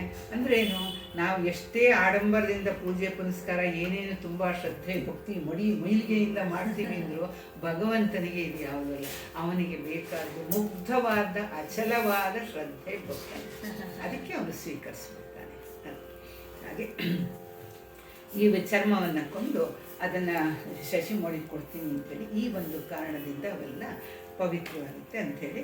ಆಯುಧ ಮೇಲೆ ಉಳಿದ ಆಯುಧ ಇವ್ರದ್ದೆಲ್ಲ ಅದು ಯಾರ್ಯಾರ್ದು ಏನೇನು ಆಯುಧ ಇತ್ತೋ ಅದನ್ನೆಲ್ಲ ಆಯುಧ ಮಾಡಿಕೊಂಡು ಉಳಿದರನು ಹರಸಿದನು.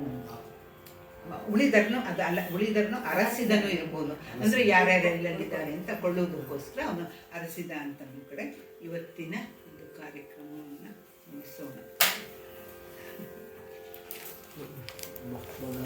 ಇದ್ರಾಗೊಂದು ಶ್ಲೋಕ. ದಕ್ಷಯಜ್ಞ ಮಂಟಪೆ ವಿಜೃಂಭಿಕಾ ಕೋಪಾಯ ಸುರಗಣ ಋಷಿಗಣ ಗರ್ವಹರಾಯ ದಕ್ಷ ಬ್ರಹ್ಮ ಶಿರಭೇದಕಾಯ ಮಹಾರುದ್ರಾಯ